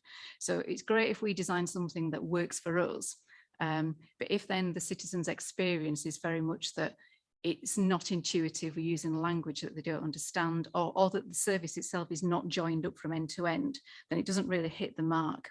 So we certainly signed up sort of 3-4 years back to the government digital standards, which set out the way that these things should be done, and continuing to make sure that whenever we look at a service and look at redesigning the service, we follow those standards and we invest in giving the people the appropriate training to do that. There are also some sort of techniques that we use very much in the digital world around sort of how we develop products, and that's called agile development, which is you know, new for us as an organisation. So if we are going to have business people involved in that, they need to understand what their role is in that, because it's very, very different to our traditional way where people will give us a set of requirements, we'll disappear into a darkened room for 3 months and then come out with a solution where they go, actually, things have changed, or that's not quite what I meant. So agile development is very much around working collaboratively and doing things in what we call short sprints. So usually sort of 2-week periods where you set out at the start of the 2-week period where, right, this is the problem we're going to try and fix within this period. It's IT people, it's business people, and sometimes citizens as well. So co-working together to, you know, check in on a daily basis to sort of test out what they're doing. If it's failing, to write it off quickly and move on, or if it is working, to then sort of build on that and then come back in the next sprint to add in extra things to it. So that's something obviously that's very, very different for the way that we work going forward. So certainly our business colleagues, we need them to understand that that's something that they'll need to commit time to, and that they'll need to understand what their role is within that. And we've got some training that we give to people around that element of it. Okay, so basically the outcomes that we're looking for really around sort of digital skills within the council are sort of more training on the government digital standards, training people on the role of agile, just generally developing our workforce digital skills, and we have access to online training through Bubo. We use Union Learn a lot to help people build those skills because they're good for skills for life as well as for working at the council. Working with HR colleagues to say that as we recruit people, are there a minimum set of things that we would expect people to have in terms of digital skills in the same way we would around literacy. And then the final element of it, and this is quite an important one, is all of us in our private lives will be used to the fact that technology changes constantly. You know, if you use an iPhone or an iPad, or if you're of the younger generation and use various apps, as my teenagers would tell me, that they're constantly changing. You know, the companies will release new features, and there's not a training course that goes with it. There's sort of an expectation that people will sort of self-learn and develop those skills. Within our business world here, that's going to become increasingly the norm as well. So the fact that we move into the Microsoft 365 suite, yes, there is a whole raft of videos and such like that are made available, but there is also an expectation that people will self-serve and continue to develop their skills as these new features come out. So that's a key thing, I think, as an organisation we need to get our head around. So finally, moving on then to the service desk. So we would fully acknowledge that in terms of our sort of service desk, our service centre, where you all ring up to report your faults, we have had some significant challenges over the past 18 months in meeting the service targets that are set. And that's been a combination of things. The capacity that we've had to answer the phones, because we've had a number of people who've left the organisation, and we to date have struggled to replace some of those. Yes, during COVID and various other things, our call volumes have increased on previous years' performance. But we've also been implementing a number of changes, which has then generated further calls. So we fully acknowledge that and understand that that's completely unacceptable for people waiting to get through on the phones for extended periods of time. So as a leadership team, we discussed this 3-4 months back and put in place a series of actions which we're just implementing at the moment. So recruitment is underway. We are aiming to recruit 10 people. I think we've got 6 through the door. Sadly, we did have another resignation last week, but we will continue with that. And HR have given us the jurisdiction to sort of keep that as a rolling advert. We're also looking at what technology we ourselves could use, whether that's, IVR type things where it's, press 1 for this, press 2 for that, but also some of the sort of like bot technology that can answer some of the simple calls and anything that we can automate, looking to do that. So that's work that's in progress at the moment. And we will be replacing the tool that we use for recording all those calls and managing the calls. So that, again, we'll be looking for that automation to be built into that and some of that functionality to be there. So that's all I wanted to say. Thank you. Thank you very much, Bev. Bringing Councillor first, please. Thank you very much, Chair, and thank you both for your contributions. I want to ask one quick question, which is this report obviously reflects on what 100% Digital Leeds has been doing over a number of years, it looks like, because, for example, particular programmes in a care home setting or in other settings, I'm sure, will have been particularly difficult over the past 16 to 17 months. And therefore, as a result, can I ask, based on that, how should this report look if you take COVID into consideration? Just to clarify your question, Councillor Firth, how would it look different if we hadn't had the pandemic, or how should it look moving forwards? Absolutely. In terms of reflecting on the pandemic, how would this report, well, I believe this report should have been written a little bit differently. I appreciate that the fact that there is a lot of successes that were happening before the pandemic, but 16 months on is just to understand what Digital Leeds is now doing to try and ensure we can continue that work, although I appreciate it's extremely difficult circumstances. Thank you for the clarification.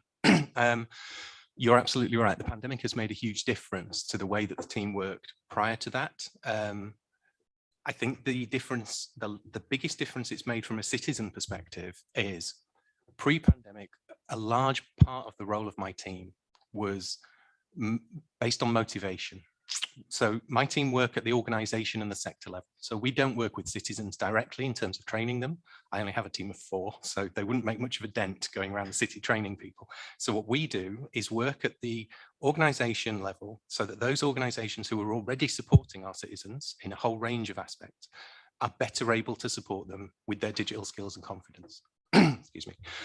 Pre-pandemic, one of the biggest challenges that the organisations faced was around motivation. It was the initial conversation to say, you are, not in these terms, but I paraphrase, you're digitally excluded. If we can get you digitally included, a whole range of benefits will flow from that. And the person would say, it's not for me. I've managed this long. I don't need it. It's too difficult. I can't afford. There would be motivational barriers. That would be the first thing, and the kind of shutters would come down. I think the thing that COVID showed to citizens is the importance of being digitally included. When so many services closed their doors, when accessing face-to-face services was so difficult, when government and councils were mandating that people shouldn't do certain things in a face-to-face way and that digital was the preferred option, people who had not seen the importance of it, suddenly 180-degree shift. They then saw the importance of it and their motivation increased, but all of the other barriers remained. I'm still living in poverty and I can't afford it. I still have learning disabilities and don't know where to go for help. I still have long-term health conditions that mean I can't access the device, and so on and so on and so on. But once that motivation shifted, the organizations who were supporting those people were then much more able to work with my team to co-design what those solutions and interventions might look like. We didn't have to do the long preparatory conversations to kind of warm people up to the importance of digital, if you like. That was already a given. So it very quickly shifted to what are the solutions then? How can we help these people? And that essentially is what my team do at that organisation and sector level. It's bringing together organisations so that they understand digital inclusion from the perspective of the people that they're already working with and supporting. And to echo some of what Bev was saying, the part of the reason that the 100% Digital Leeds team now has moved into the integrated digital service, as well as our work across the council and health and care and third sector, is to be able to bring the voice of people with lived experience into some of the conversations as we design those services. So the most recent example is a service, not that the council has designed, I'm pleased to say, but it's a tiny thing, but when people are asked to fill in the form, the postcode field is mandatory. You cannot move beyond that unless you put in a postcode. And all of the organisations that we work with who support rough sleepers and people who are homeless and living in hostels and temporary accommodation, all those organisations are having to find workarounds because the people who need to fill that form in don't have a permanent postcode. That's just bad design, but that's increasing exclusion and it's decreasing accessibility. So again, as part of the work that Bev is talking about, it's making sure that we don't design exclusion into services from the beginning. And as I say, that wasn't a council service that I'm using as an example. I'm not sure if that answers your question fully, Councillor Firth, but I'm happy for you to ask again if it doesn't. No, well, thank you for that response. The reason I asked that question is I am concerned that this report just doesn't really mention the pandemic as maybe it should do. And given that this is obviously a scrutiny inquiry and this is the third time we've come back, and I appreciate that there is a lot of significant work that happened before the pandemic that is being put on hold, if not shelved to an extent, because we don't know where we will be. And I was just concerned about the relevance of some parts of it in terms of actually looking at other parts of it, which, for example, I'll give one particular example. As you're absolutely right, there is a massive debate at the moment, as has been on front of a major tabloid newspaper, about digital GP consultations and actually the fact of the amount of accessibility of that, or whether actually particularly members of the older generation or people who are certainly got a disability find it much easier to discuss and much more, well, effectively having that relationship one-to-one with a doctor or GP enables them to be able to feel more satisfied with the service and potentially more open. And I think that certainly I understand that. And that was my concern about the relevance of the information. And that leads me on to a second prong, which is to ask a question, which is in relation to the Appendix A about the service desk. And as has been mentioned about the metrics that have been used to look at how we assess the KPIs to assess the work of the service desk, can I ask why there were no results provided for us to be able to assess how the council is actually doing that service? And if not, can you provide that now and provide a fuller report after this meeting? Thank you, Chair. Yeah, thank you, Councillor Firth. Yes, we didn't particularly put the current performance in because that's actually already published. So we can certainly provide that sort of straight away after this sort of session this morning.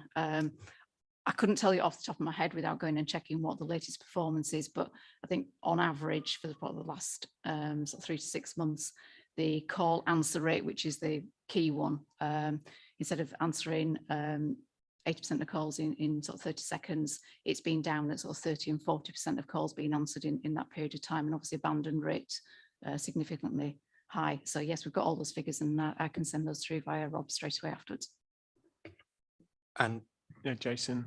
Sorry, just to apologise to Councillor Firth that he had to ask the same question 3 times, but I do now fully understand his question. And the answer to that is that the 100% Digital Leeds team prior to the last 3 months was based within the library service, and we reported to a different scrutiny board. And so during the pandemic, we've written 2 full reports in July last year and April this year that fully focuses on the points that you're making on what has been our emergency response during the pandemic. And it's entirely on my fault that we didn't include all of that previous information in this report, as this is the first report on our work to this board. But I think similar to what Bev was saying, because it was already published, we felt we didn't want to kind of repeat to the board and to members who might have already picked it up elsewhere.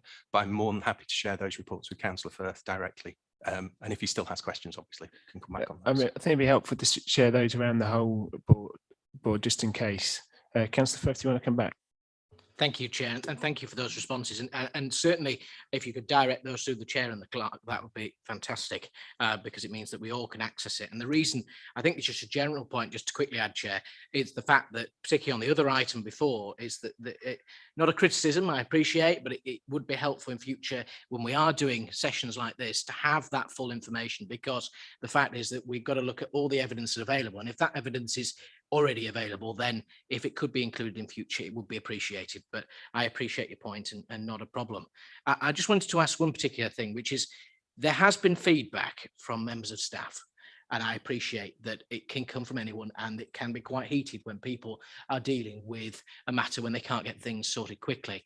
And it has meant that I've heard the nickname Hell Desk rather than Help Desk, which is not very helpful, but at the same time, it does show that it obviously is a passionate subject, and it isn't a criticism. But I think that we want to broaden the view of looking at those metrics and actually seeing how that actually means that the service desk is performing, because I know personally it has been difficult on occasions to get in touch.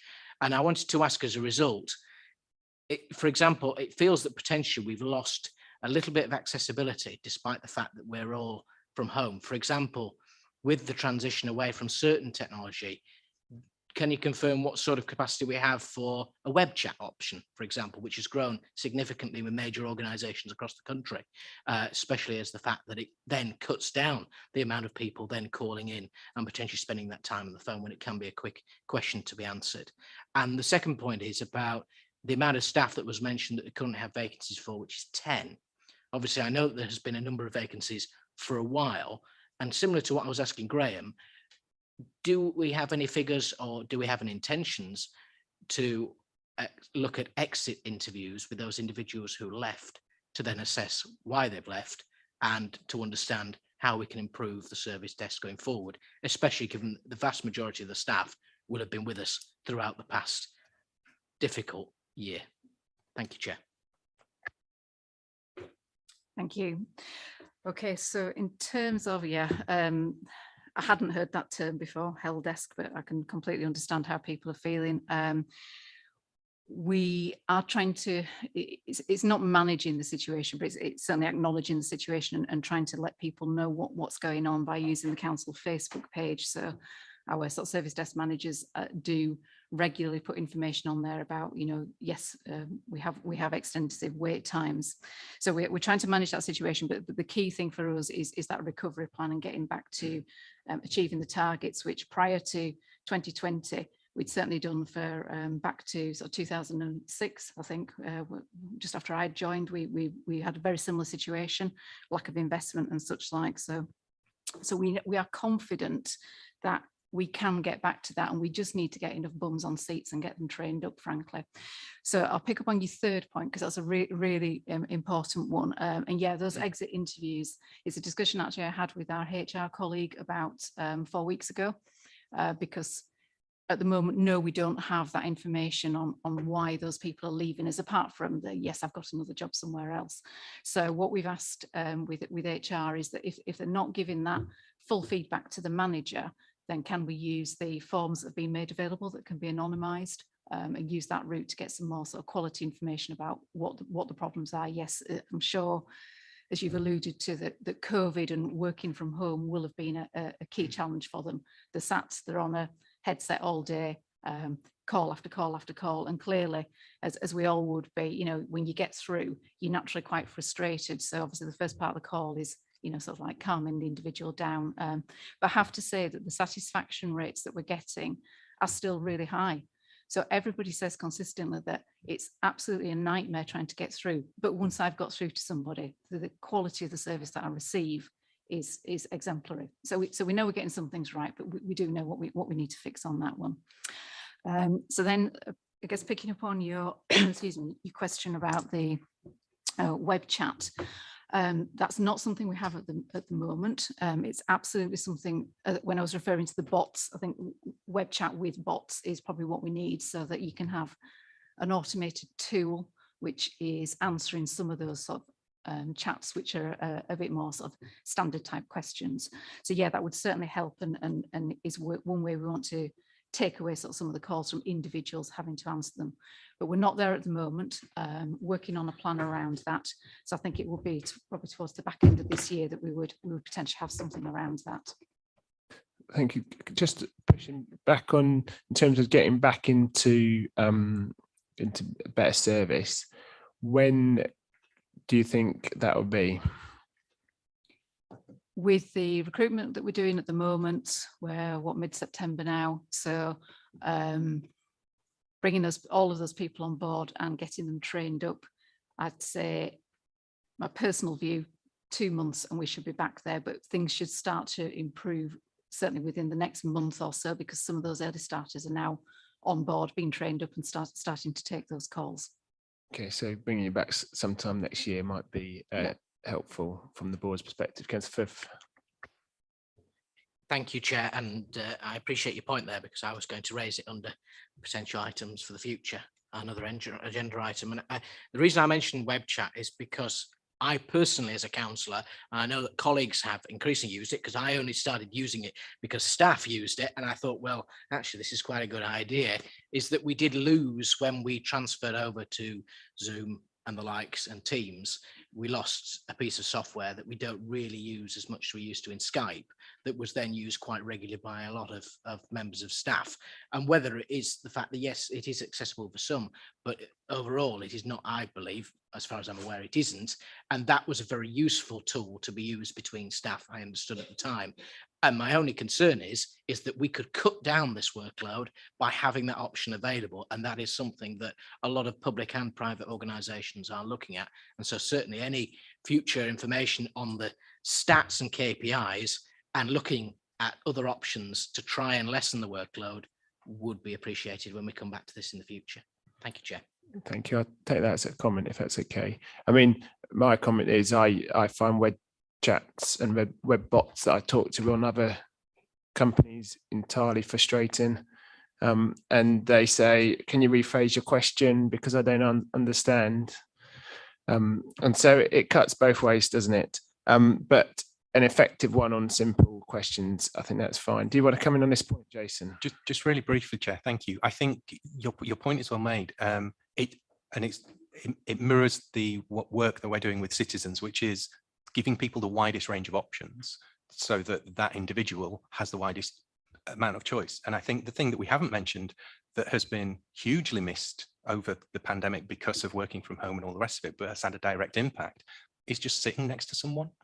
Sitting with a colleague in an office. That person would often be the first point of call. Oh, bloody hell, this thing's gone wrong again. Stephen, can you sort it out for me?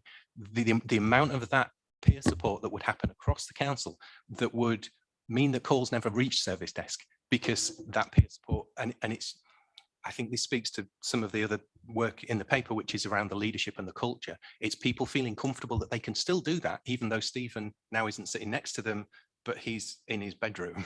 And some of the tools that Councillor Firth talks about, those instant messages, it's that, I think. Whereas because of, isolation, working from home and all the rest of it, service desk has been the first point of call, which previously it wasn't. And I think that's kind of artificially inflated some of the figures as well. But, yeah, thank you, Jason. Just a comment. Okay, I'm going to move on to Councillor Renshaw now. Thank you, Chair. I just wondered if you could go into a bit more depth about the motivational barriers that you mentioned and say what they are, because I know a lot of people are reluctant to put things on computers. They don't put all their information for obvious reasons, and that everybody has some sort of anxieties about where they stop with putting personal details on. So it was the motivational barriers and the affordability. What is the affordability around what you're doing regarding the IT provision? Thank you. Certainly. And I think it's interesting. Often the motivational barriers that we would hear directly, or that the organisations that we're working with would hear from citizens, those motivational barriers would be the broad, oh, it's not for me. I'm not interested in all that stuff. And as you started to have a deeper, more meaningful conversation, What that was often hiding were the real barriers, which is I can't afford any of this stuff.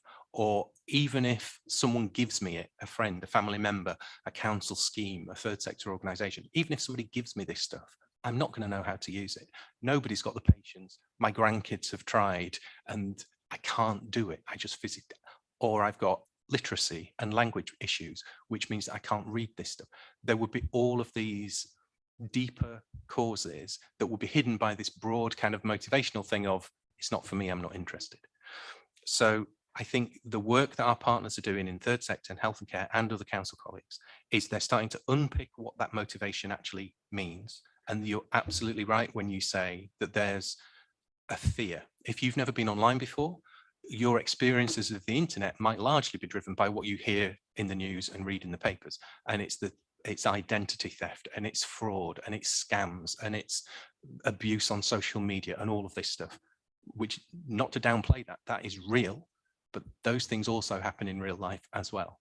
So from our perspective, the work that we do is to make sure that the people have those support networks around them, whether that's, and that should include friends, family members, council officers and frontline workers, third sector colleagues, health and care and social care. So that, because those people are trusted in all those other walks of life. They help to manage my money. They help to put food on my table. They help with my benefits. They help with my personal care. They help with all of these things. I would therefore probably trust them to have a conversation with me about getting online and doing it in a safe and trusted way. The affordability is really, really interesting though. So we are talking to all of the providers, all your BTs and your Vodafones and all of that. The best they've come up with at the moment are what they call social tariffs for people on certain benefits. Even those tariffs start at £15 a month. That's cheaper than your regular kind of broadband package that includes your phone and everything else, which is usually double that. But £15 a month is probably £15 too much for some of the people that we're working with who are living in poverty in the city.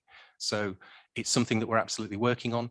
We've got schemes in place that can offer an emergency response, and we certainly had more of those come on stream over COVID. So people who were clinically extremely vulnerable, we were able to lend devices to them, but they were largely loan schemes rather than gifting. We did have some gifting schemes. We gave away about 400 phones earlier this year rather, with 12 months of free calls, free text and free data. And we worked with our community partners to prioritize the people who were most isolated and excluded, who could benefit from those.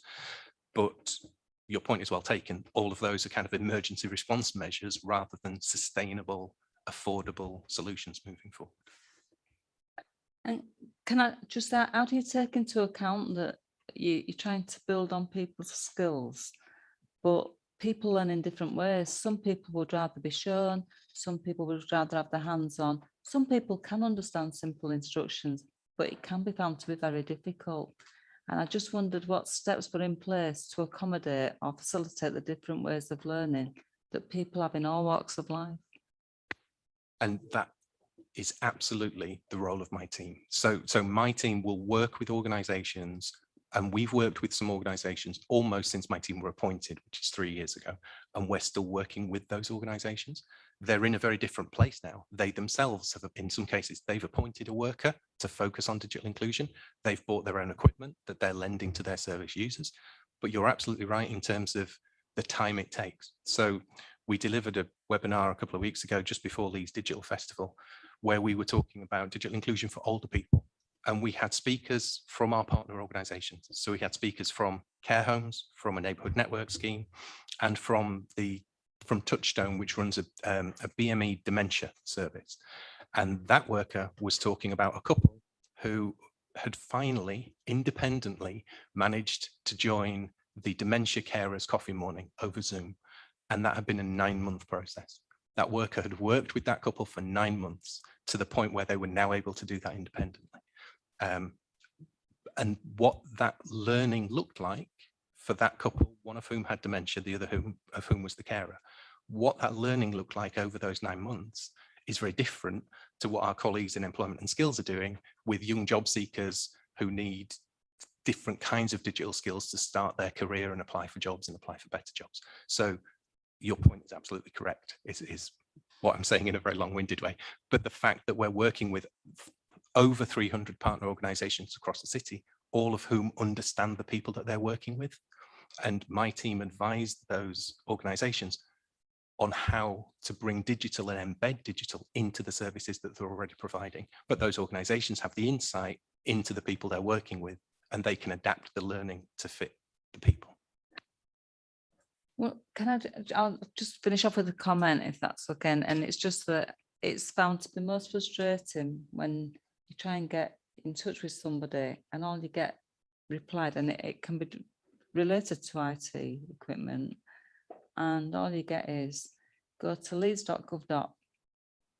I could probably say it off by heart because I personally have had that many problems with my computer.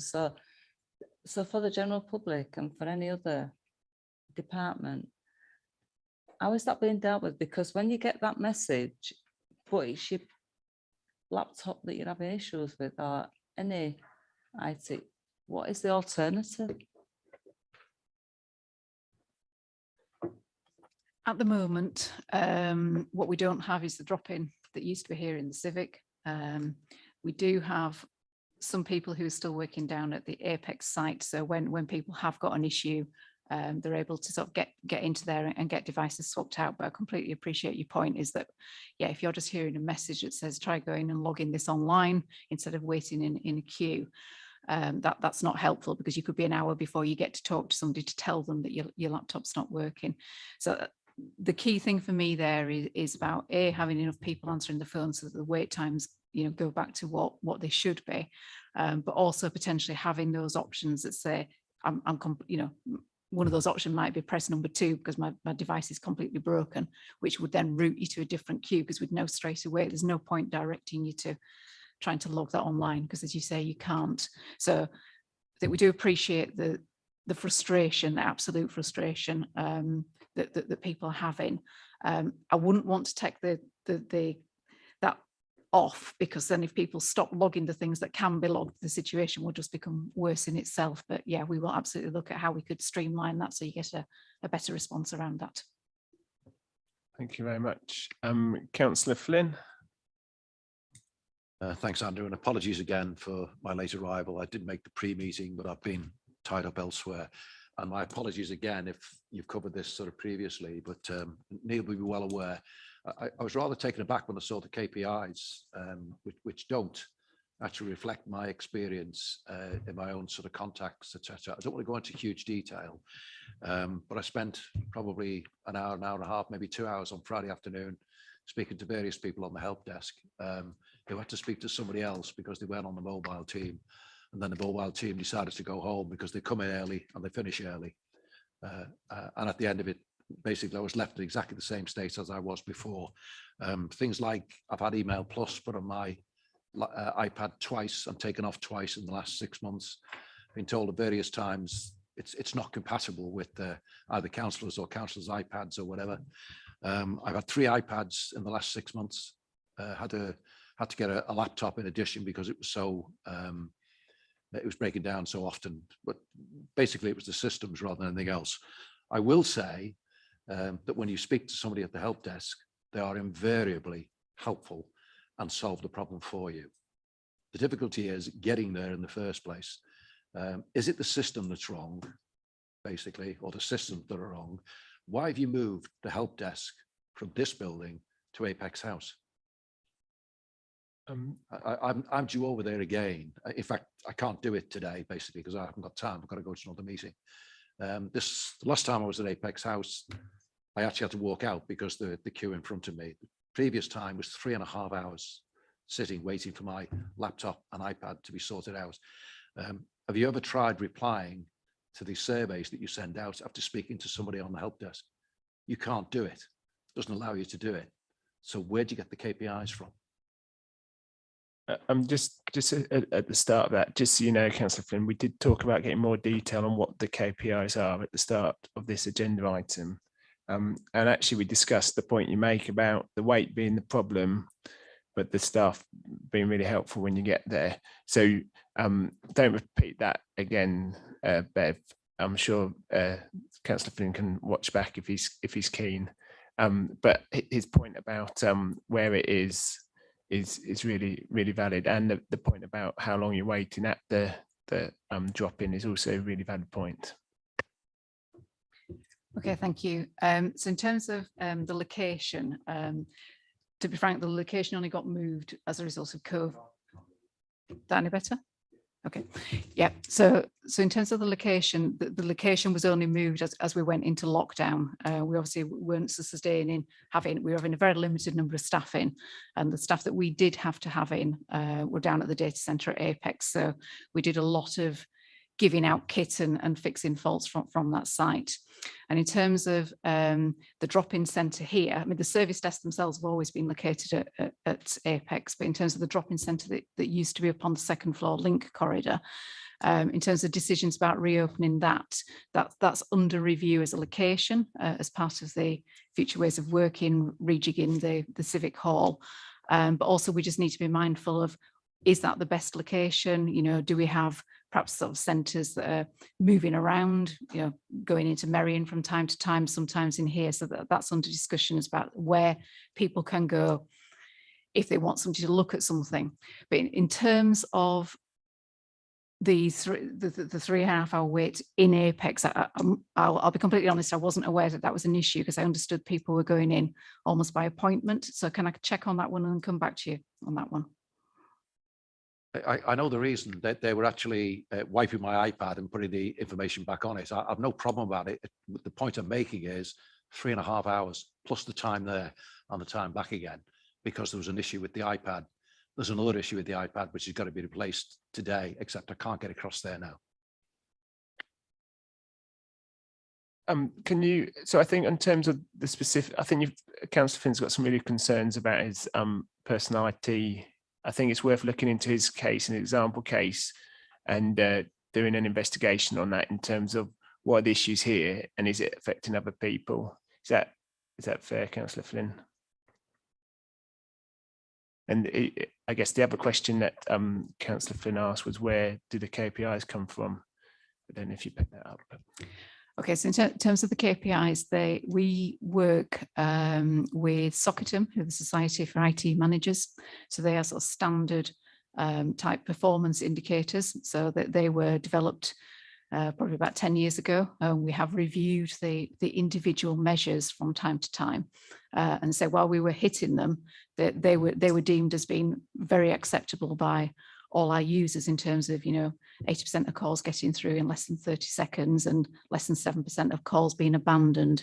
So that's where they were set from. Obviously, the target now is to get back to achieving those. And I guess going forward, if we are going to move into more calls being managed in an automated way, then that would certainly mean that we would need to review what those targets were and set new targets again. But they are industry standard measures, and then the particular targets we've got around how long they are in line with what other organisations achieve.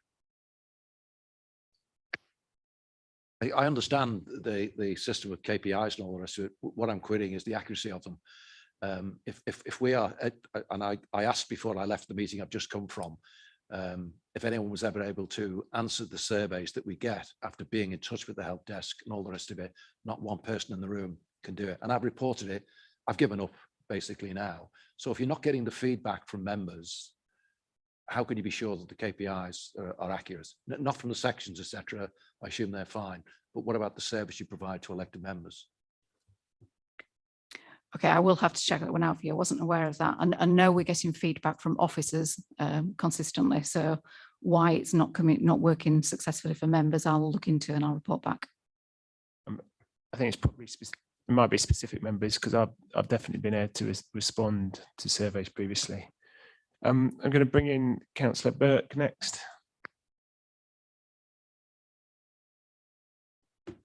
Thank you, Chair. Could I just perhaps make an observation, and all the steps that have been taken here are wonderful, and when you read the work that's going on to increase digital inclusion, I just have one concern, and it's around, because 2 or 3 of your paragraphs talk about health inclusion through digital approach.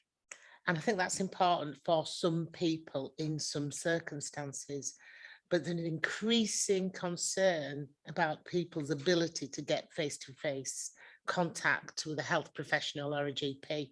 And I'm just concerned that in our haste sometimes, or our enthusiasm to introduce digital services across the piece, we forget that that face-to-face contact is what's needed in a lot of the cases. Just a comment. I would completely agree. I think from 100% digital Leeds perspective, it's not about 100% of people interacting digitally 100% of the time. From our perspective, it's about 100% of people having equal opportunity and therefore the ability to choose. I think one of the things that sticks in my mind always is hearing from through one of the neighbourhood networks in East Leeds, Crossgate's Good Neighbours. They joined one of our calls with one of their members, one of their older people, Mary, who lives alone. And the point that she was making was, during the pandemic, she felt less isolated during lockdown than she did the previous 5 winters. Because every winter, when dark nights come around, when the ice comes on the pavements, she basically closes the curtains mid-afternoon and that's her done. But previously, nobody made the effort to digitally include her. It was only the pandemic, back to what some members were saying about some of the motivation and everything, that people made that extra effort. So days like this, she's absolutely going to be out, accessing services face-to-face, going to the coffee mornings, doing the things she wants to do. But when winter draws around again, she's now got that option to do those things digitally. So from us, it's absolutely always about choice. I think the only other thing that I would say is the more people choose to do those digital things, the more capacity it frees up in those services for people who still only want to access face-to-face. And from our perspective, people who only want to do face-to-face, absolutely, that's their choice, but that should be their choice. It shouldn't be a choice forced upon them by the system, the city, or their life circumstance. We want equity and equality of opportunity so that everyone has the same choice that we all feel that we have. Thank you, Jason. Councillor Brooks, you're next. Thanks, Chair. I would like to know a little bit more about the digital inclusion networks, if that's okay. Is there some kind of map of coverage of them? Is there a organisation in every single ward and every single area, every single neighbourhood? Thank you. The really short answer to that is no. The longer answer to that is that there's a reason why the answer is no. We've talked a number of times as a team and with council colleagues and others about that mapping exercise. At the moment, that map exists, but it's kind of in the heads of my team and the partners with whom we work. We're certainly open for doing a mapping exercise that we may share, that could be shared with members, with council colleagues. What we wouldn't want to do is produce a public-facing map, because the second you hit publish, it becomes out of date. And a new organisation joins a network, and an organisation that's on the map closes their doors for whatever reason. So the danger is that you end up signposting people to things that don't exist, or you don't signpost them to something that does exist because it hasn't made it onto a map. The networks that we've formed at the moment are largely, they are as a result of either my team having that idea or the partners that we work with having the idea. So we have formal networks for organizations working with older people, a network for organizations working with people with sensory impairment, another working with and for people with learning disabilities and autism. We have a developing one for organizations that work with people that are homeless and rough sleeping. And we have one for organizations that deliver arts and cultural activities as we lead up to 2023 and the work that's been happening there. We've also talked with colleagues in the migrant access team about a network for organizations that support people who have English as a second language. Within all of those networks, we absolutely have a membership list of all of the organizations that are part of those networks and where they're based. But in some cases, they're based, so Carers Leeds are one of the organisations that are part of our older people's network. They're based down the road in the city centre, but they have a citywide remit. So, and will operate out of community spaces and community buildings and or virtually across the city. And that's the other difficulty with the map, that sometimes that we have absolutely partners who, you know, a tenants organization that's responsible for a specific one tower block in one part of the city. We then have partners who have a citywide remit to work with the 8,000 unpaid carers in the city, whatever the number is, it's probably not 8,000. But that's the issue with publishing a public facing map to show where the activity is and who is part of those networks. But more than happy to share that information with any members who are interested, and equally more than happy to take information from members if they know of organisations who are active in their wards and either just want to check that we are doing something with them, because if we're not, then we should be. Councillor Brooks. Thanks, Chair. Yeah, that'd be really helpful, because I'm really concerned that there's because obviously with the pandemic and everything, you've got home working for school children, and I know in the schools that I'm a governor of, there has been issues with parents being able to support their children in learning. So I think that might be an area that needs a little bit of not just for a pandemic, but also to increase educational attainment. So that's partly why I ask, because I've noticed that there's a bit of an issue with that cohort of people, if you like. But also I think ward members know quite a lot about what goes on in their wards, and it'd be really helpful to be able to either be in a position to put a constituent in touch with somebody, or to have a little bit of feed in to services. Thank you. And it doesn't directly answer your question about MAP, Councillor Brooks, but one of the work streams that my team are doing is working with linking Leeds, social prescribing teams in the city, to be that first point of contact. We're doing that largely as through health and care work, so that GPs, community healthcare, hospitals and so on have a single point of contact to, if they identify someone who is digitally excluded, they've got a single place they can go, which is the social prescribing teams. And then those teams, that social prescribing teams, working really closely with my team to have that understanding of the provision across the city, because linking Leeds already do that for all aspects of other services. If you have housing needs, employment needs, whatever it might be. So we're working with linking Leeds to make sure that they are confident and comfortable to be that first referral point, and then they can refer into the more specialist provision that someone needs. But more than happy to share that information with you, Councillor. Yeah.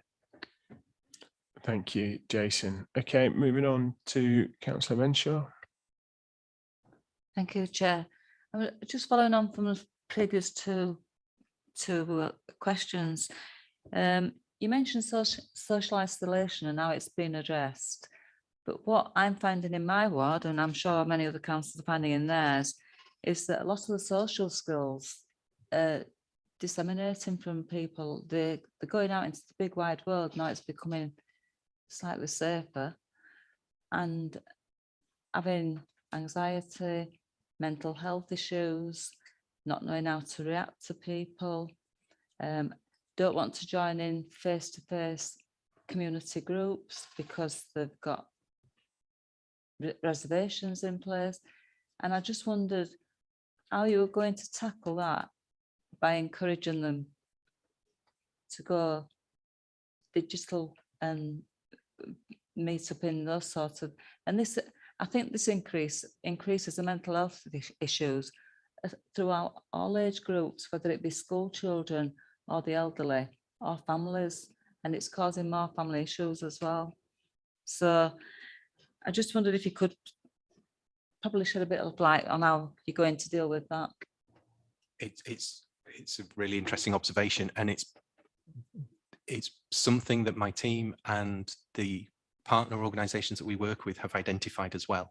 And we are just starting a big piece of work with Forum Central, which is the third sector infrastructure body in the city, on essentially, this isn't the phrase we would use if we were talking to the public about it, but on hybrid working. What does the future look like? We had pre-pandemic digital exclusion and inclusion as, yeah, it's important, but it's not the most important. Over the pandemic, it almost became the most important. And so then what is the future? And I think for a lot of the partners that we're working with, the future is absolutely hybrid.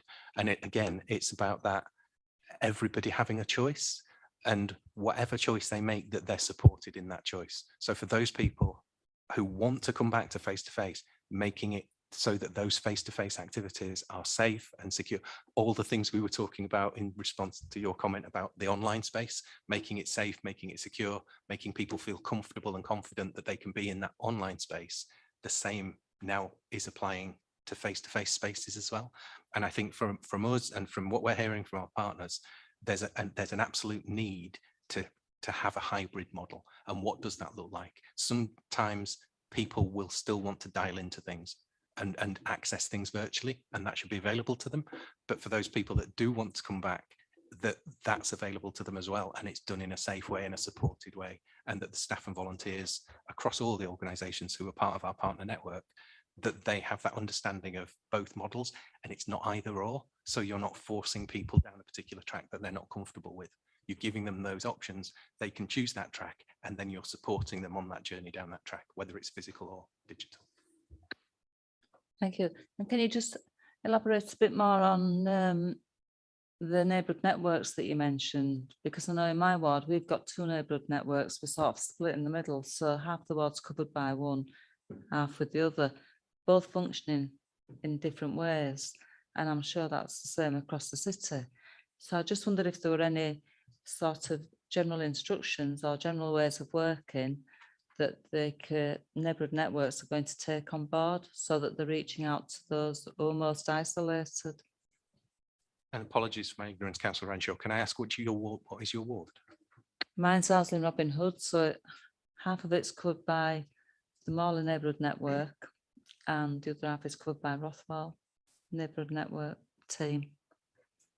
We'll both function differently, like I said. Yeah, thank you.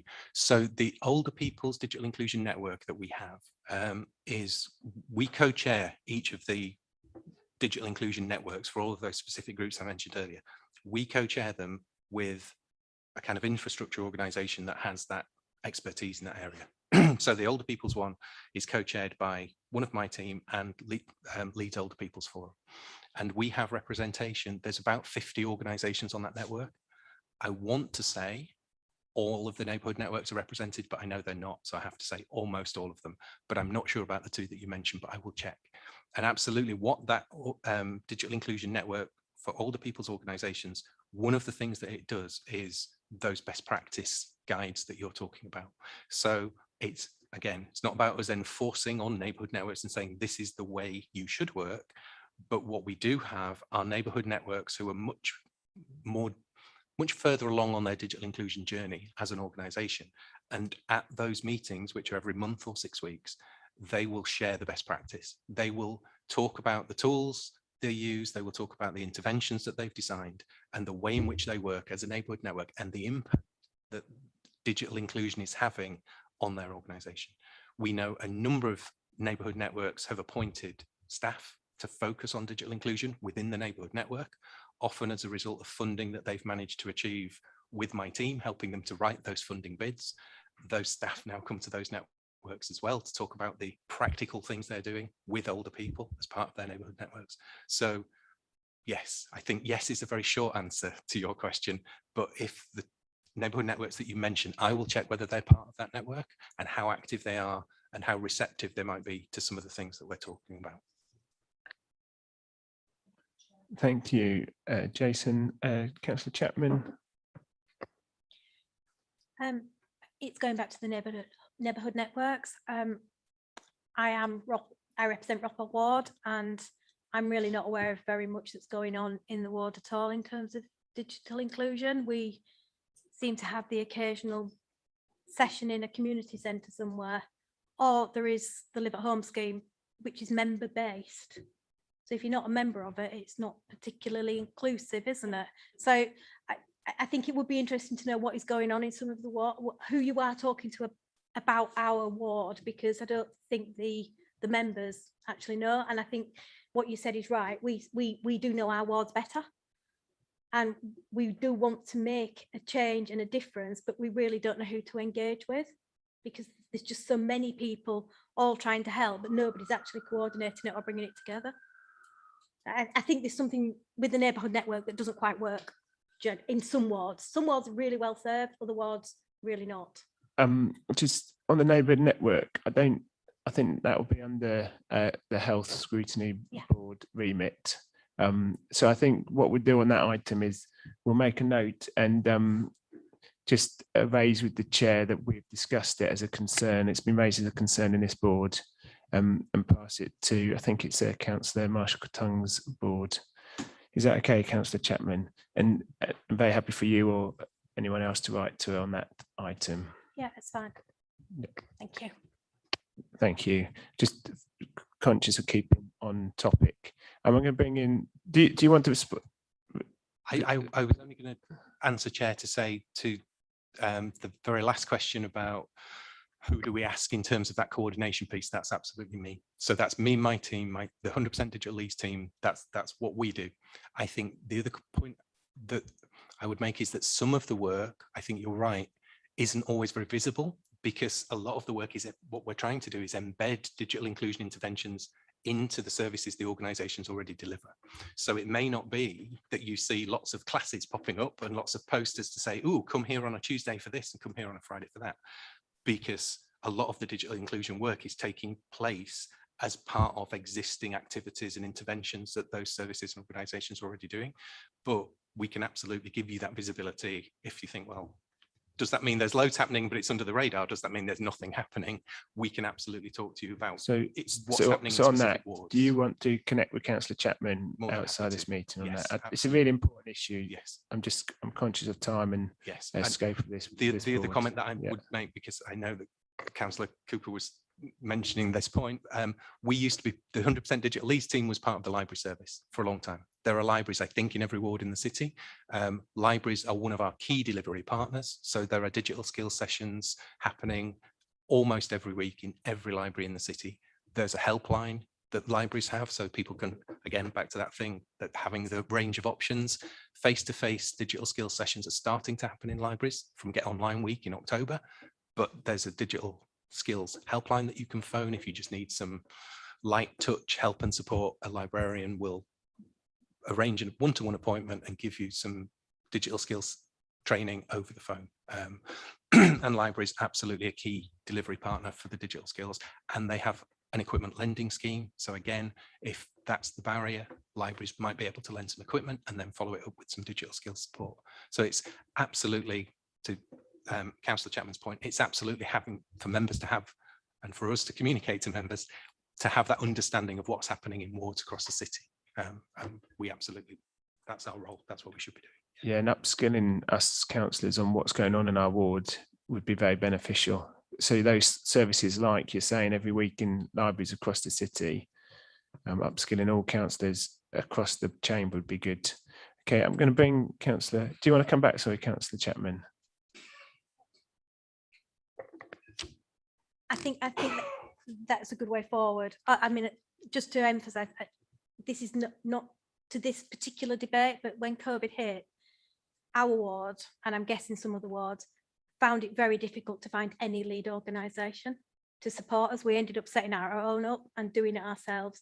And I think that's where this comes out of, is, you know, we may well be speaking to lots of different organisations that are looking after each ward, but there is no overarching organisation in some wards. So we do need the elected members to know what's going on. So we can help our residents then and our citizens to with digital inclusion. I'm sure we've got a problem. We just don't know how to fix it. We've got the will to do it. We've got the funds to do it. We just need to know how to do it, and we need some help with that in general, not just on digital inclusion. Yes, thank you, Councillor Chapman. It's a really important point you raise. I'm sure Jason will pick this up outside the meeting. And it's a really interesting dynamic, the whole which areas had organisations. Councillor Firth, you're next. Thank you, Chair, and I will be quick. I appreciate the time. The reason I was going to come in on that point was actually that we at our community committee, if everyone can hear me, at our committee, we had a briefing from the libraries department. I'll wait for the helicopter. Is it Chinook or is it for LGI? Anyway, thank you, Chair. We had a briefing from the libraries department, and I understand that they're going to every single community committee, and I think this could actually be another matter that that potentially this could be taken up further. That actually, if you wanted to go and present to every community committee, I think it would be helpful in actually having that direct link. But my general question was, obviously, we have ambitions to make sure that our city is more accessible digitally to everybody. What sort of initiative do you have in place that works towards, for example, Leeds 2023? And do we have any particular ambitions around digital in Leeds 2023 that you can share with the board? If it's too big an item to cover, then maybe it's another item for another time. Thank you, Chair. I'm not sure who's best to answer that. I'll have a very simple answer, which is personally at the moment, no, but we can certainly look into anything that's planned. I don't know whether Jason's got any further things he wants to share. I would happily read. So I get the email alerts from the Leeds 2023 team, and the most recent one that I got made the point that they are, what was their headline? Digital access and technology is at the heart of everything we want to do at Leeds 2023. So I asked one of my team who chairs the Arts and Culture Network whether that was reflected in the membership of the Arts and Culture Network and the work that we're doing. It's 2 lines I'm happy to read out. So what my team said, yes. Go on.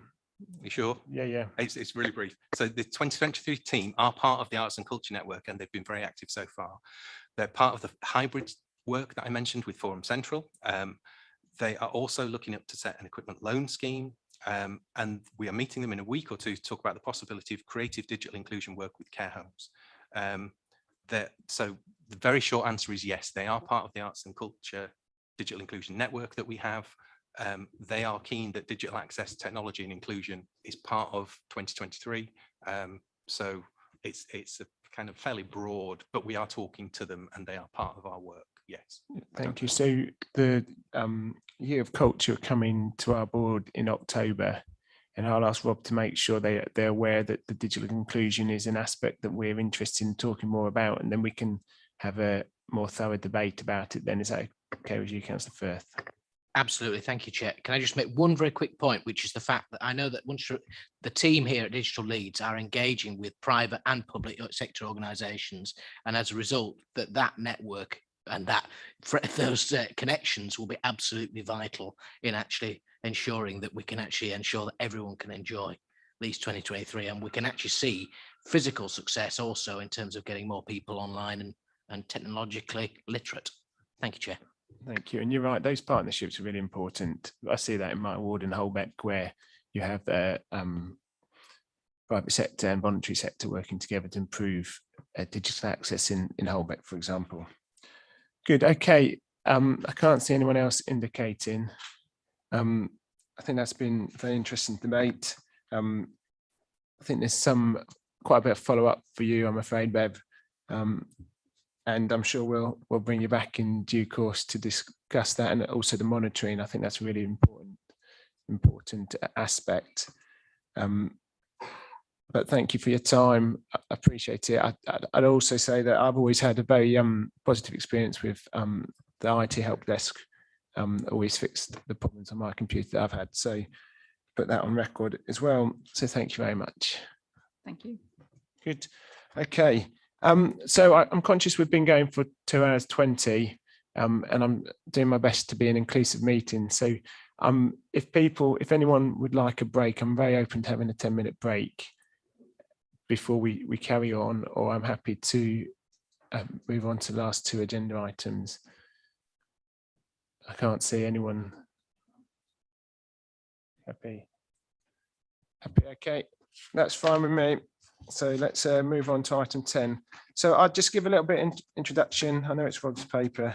So this has come a few times, and we've talked about this particular paper last time Scrutiny board, which wasn't a formal meeting because it was online, and so we couldn't formally adopt this. There were some comments which were taken on board and have been included. And so hopefully this is not the final piece of work we're going to do on this agenda, but it is something sort of putting a mark in the ground to where we've got to so far. So with those opening comments, I'd welcome, and also I'm not going to go through it in detail because I'm sure members have read it one, and also we've talked about it a number of times before. So I'll go on to questions. Either myself or Rob will be able to sort of give some response to that, or then if other people in the room will want to as well. So I can see Councillor Firth indicating, so I'll go to him first.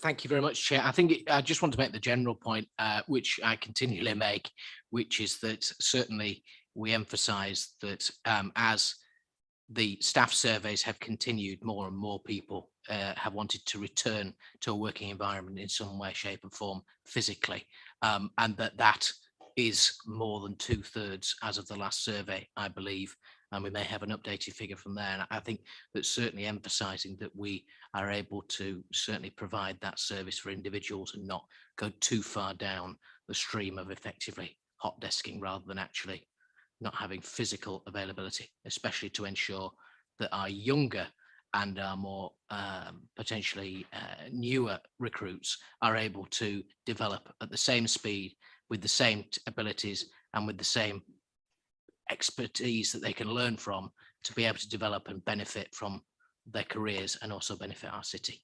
Thank you, Chair. Thank you. It's a valid comment. Yeah, Councillor Flynn. Thanks, Andrew. Yeah, I'm again brand new to this, so please do bear with me.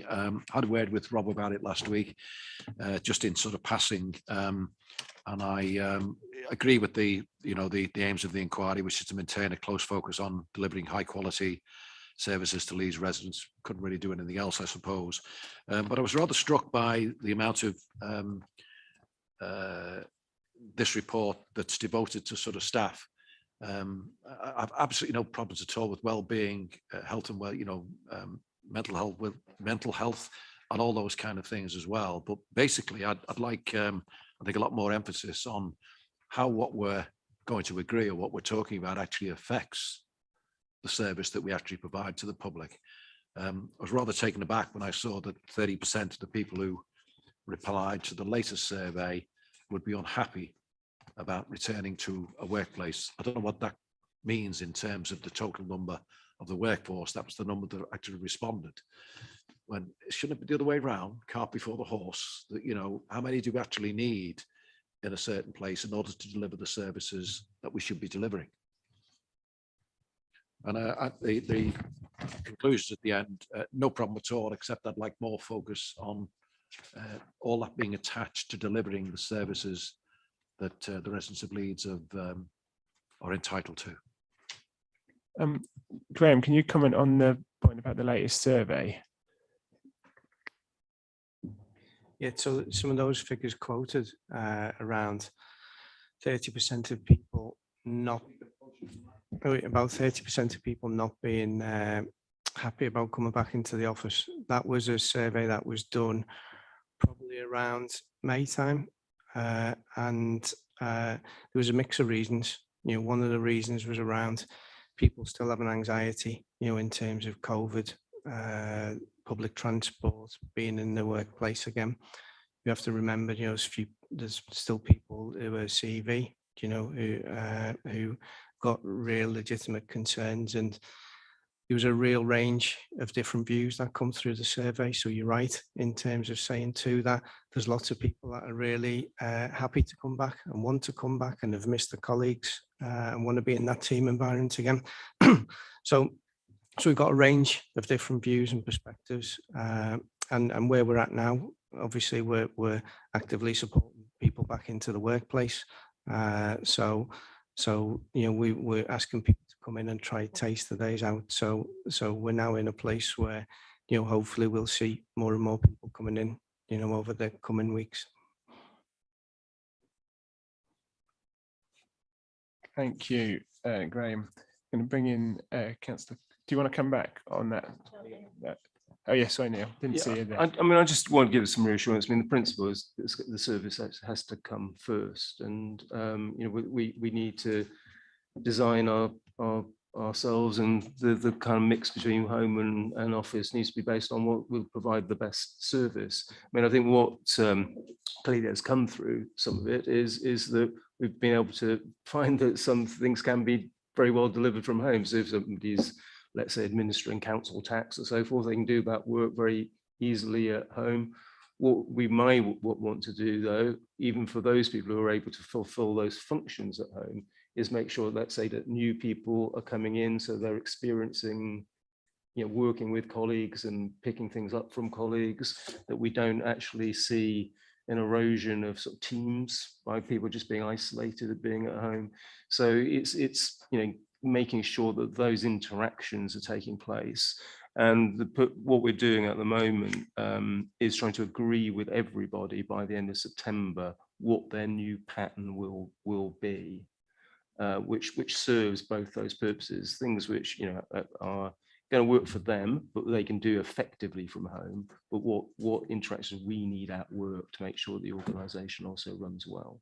At the moment, just to take the other point, is there's clearly no shortage of spaces for people to come into work, and there really is, after 20 months, still some anxiety amongst people, and we're going to have to work our way through that over the coming weeks to kind of get some people back over the threshold. My experience in some senses, as you see people some people being very nervous and they haven't been in, is actually they do enjoy it when they do actually come back in, when they're actually able to interact with their colleagues again. Absolutely no problem at all with the reasons why people may not want to come back in and all the rest of it, and the fact that clearly they must be able to work from home, otherwise they shouldn't be there. It's the emphasis really that we should be starting with providing core services and very good core services to the public, and everything else follows on from that. Whereas what we seem to be doing here is racing ahead with hybrid and agile working, whatever that is, basically without actually considering fully what that will mean to delivering services. I think that's a comment for the whether or not we accept this as a report. I mean, I would say on the comments, delivering service is 0.3.2, so pretty important. There's lots of comments because lots of members have loads of comments, and if I'm candid, Councillor Finn, loads of those comments, they're not just comments from Labour members, they're comments from all stripes, and if we don't record them, we would have lots more comments in this meeting. So I think it's probably worth noting what you're saying in the minutes, but and the emphasis around the need to keep delivering services. I think everyone agrees with that. But I think the board's heard your comment there. Yep. Okay, Councillor Carlisle. Thanks, Chair. I wasn't necessarily going to come in because we'd had this paper at the last one. I can see all the comments have been taken into effect, which is really good. The one thing I did just want to sort of clarify on it a bit is obviously there's the individual services and they come under whichever scrutiny board they may, and we get our own ones here. But this report to me is all about how we support the staff no matter what service they're in. So I think that's why it's really focused on the staff rather than the service, because obviously if there's an issue with an individual service, then that goes to its scrutiny board and we discuss it just as we've discussed those today. But this approach has been in how we then look after the staff that are coming and they're coming in, and it's clear that some of them do want to come back a lot of the time. But what has been clear is the ones, whether they want to come back or not, everyone wants something a bit different than what they had before. And I think we can really try and support that while making sure the service is there, rather than just get them sort of suggest that everyone has to come back for 7 hours a day into the same office that they were in before. So that's, I think that's picked up well in the report, and there's a bit around the climate impact as well, which I know was a big discussion we had, and whether it would be negative or positive. So it's good to see some of those notes come out, and I know that's something we'll look at later on in more depth. So if people aren't coming in, is it actually better for the environment if they don't come into an office, or is it worse because they're all sat heating their homes in winter rather than an office? So I think that'll be a good one to look into further. But I think in terms of the report, I'm happy with the comments people have been made, have been noted in there. Thank you. Do you want to come back on that point, Councillor Flynn? I wasn't disputing anything to do with what we should do for the staff and all the rest of it. The point I'm making, bearing in mind I read out the aims of this inquiry right at the very start, is about providing core services to the residents of Leeds. That should be the first thing we start at, and everything else falls out of the service that we provide to the public. And whatever we can do for the staff to make life easier for them, absolutely right. But let's not that impact in the slightest on the service that we provide to the public, because that's why we're all here. No point in us being here otherwise. Thanks, Councillor Flynn. Councillor Firth, do you want to comment again? Yes, thank you, Chair. I think there's just a point to raise, which is actually that I think I can understand both points of view, and I think it's been part of a wider discussion. And the interesting point is that a lot of our staff are based across the city in various different hubs, in various different offices already, and therefore as a result that when they are able, if not already, which many are significantly back in full steam, if not further ahead because of the workload that they've inherited as a result of us reopening, I think that certainly it's worthwhile noting that it is a city-wide purview of the fact that there are people returning to work to different environments, not just the core buildings that we may see. And as a result, it means that they have the facilities available to be able to perform their role.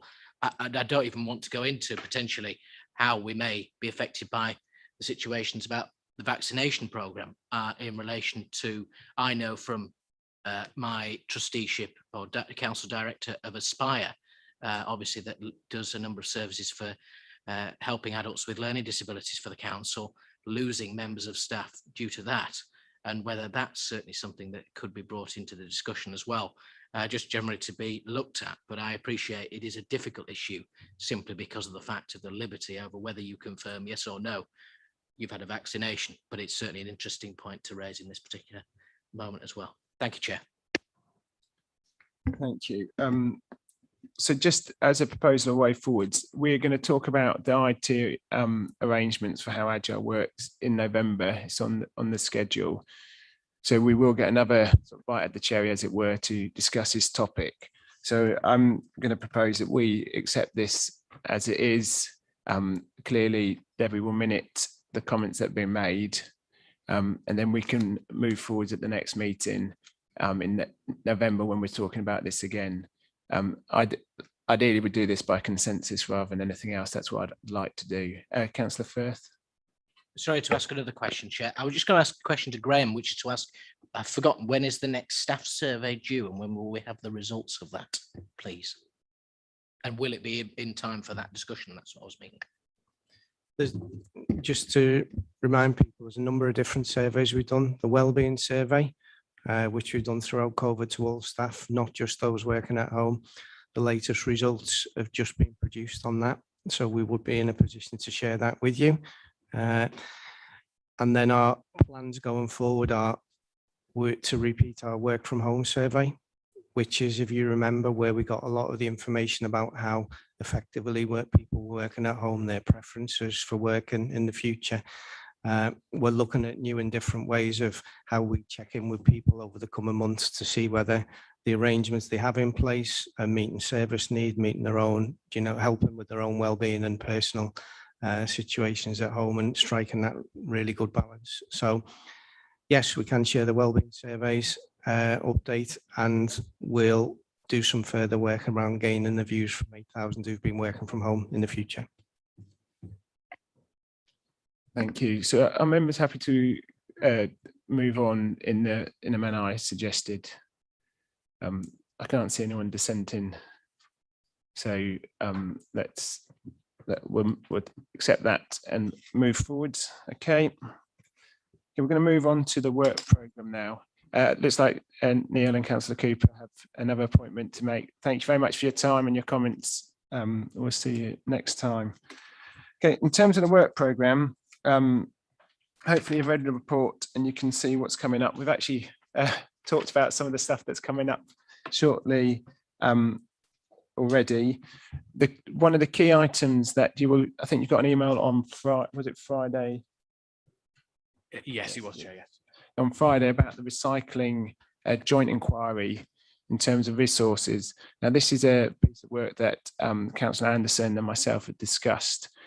Joint inquiries are meant to bring extra, I guess, rigour, and working together, we can hopefully improve what the services the council offers. He's going to discuss this at his scrutiny board on Thursday. And so myself and Councillor Chapman have indicated that we want to be sort of our delegation, as it were, to that board. But I want to make it public that this isn't like other members can come if they wish, and we can let Councillor Anderson know. So if any members want to volunteer for that, please let me know either now or after the meeting. Well, so the ASAP, so the meeting's on Thursday, and so letting us know as soon as possible would be appropriate. I just note that when you are talking on behalf of the Strategy and Resources Board, we've got quite a narrow scope in terms of what we're allowed to comment on. And so if you come along, please read that document. You can obviously comment as a elected member on other items should you wish. And as always, I welcome suggestions for work programme items or comments on the work programme that anyone wants to make. Councillor Firth. Thank you, Chair. I just wanted to ask, given that there is going to be, as we found out today, a polling district review potentially upcoming, would it be worthwhile, given the circumstances, to have an elections review again before we hit PERDA next year? So what I'll suggest is that I'll ask Rob to look into, one, what's the time scales for the polling station review, and if so, how can we fit that in with our agenda? Currently we've got some space in February, March time. Obviously March would be quite fine for the May election, understand that. So let me do some work. No, when I say me, let Rob do some work in terms of the timetable and the when they're going to do their review. I think given the extent that we covered it today, I think it would be a much shorter discussion, but I think it would certainly be worthwhile. It may be a shorter discussion. It may not be, depending on what's brought forwards. And there's added complication, obviously, about I don't think anyone knows when the government will have time to fit in the parliamentary timetable around voter ID. And I think if that were to come forward, we'd urgently need to put it on our agenda and the impact on our voters in Leeds, because that would be a massive, well, it would be a massive change for anyone and everyone who's impacted by that legislation. But that's noted. Are there any other, anything else members want to raise? Councillor Firth. Thank you, Chair. Sorry to number of points today, and thank you for putting up with me. The one thing I was going to ask is about devolution. We obviously have a remit to tackle devolution, and does the Chair have any views on how in the future we look to scrutinise how devolution is implicating for Leeds and its etc.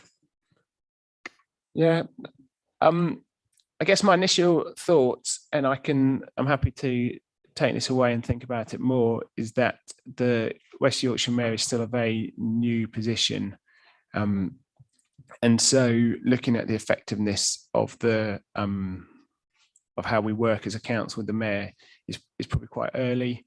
In my previous role as Chair of Corporate Governance and Audit, we looked at the legal structure of how that relationship was going to work, and you'll note that you'll remember that the Corporate Governance and Audit Committee recommended to the full council that the West Yorkshire Mayor would be invited to come and present to full council and hear questions from Leeds elected members, which I think, as Chair at the time, I'd support those recommendations. I think it'd be worth putting it on the agenda for exactly when we do it, I think we might need to have a little cogitate, and maybe we'll have a conversation after this meeting. But it's definitely in our remit, says my advisor Rob, and so I'm happy to look at it. But just exactly when that is and whether this municipal year is the right time, I think we just need to have a cogitate on that. Okay, do you want to come back again? Yep. Thank you, Chair. And I just want to stress again, I appreciate you including digital in the Leeds 2023 and an emphasis on that in our discussion at the next meeting. Yeah, thank And you. thank you for your support today. Councillor Burke. Thanks, Chair. Just a quick observation. Looking through the work schedule, Chair, I think it might be useful to revisit some of the things that we've already looked at, so they don't fall off the agendas. For instance, the things we've talked about today, it'd be quite nice to see them on a future schedule for going forward, so we can look at progression and perhaps how things have changed and moved. Yeah, monitoring, absolutely. I agree with that. Okay, good. With that, I'd like to thank all the members for participating today. Thanks for bearing with us through a long meeting. I do feel like we've had some really productive conversations. We've challenged staff and each other, which is what our job is. So I'm going to formally close the meeting. Thank you very much.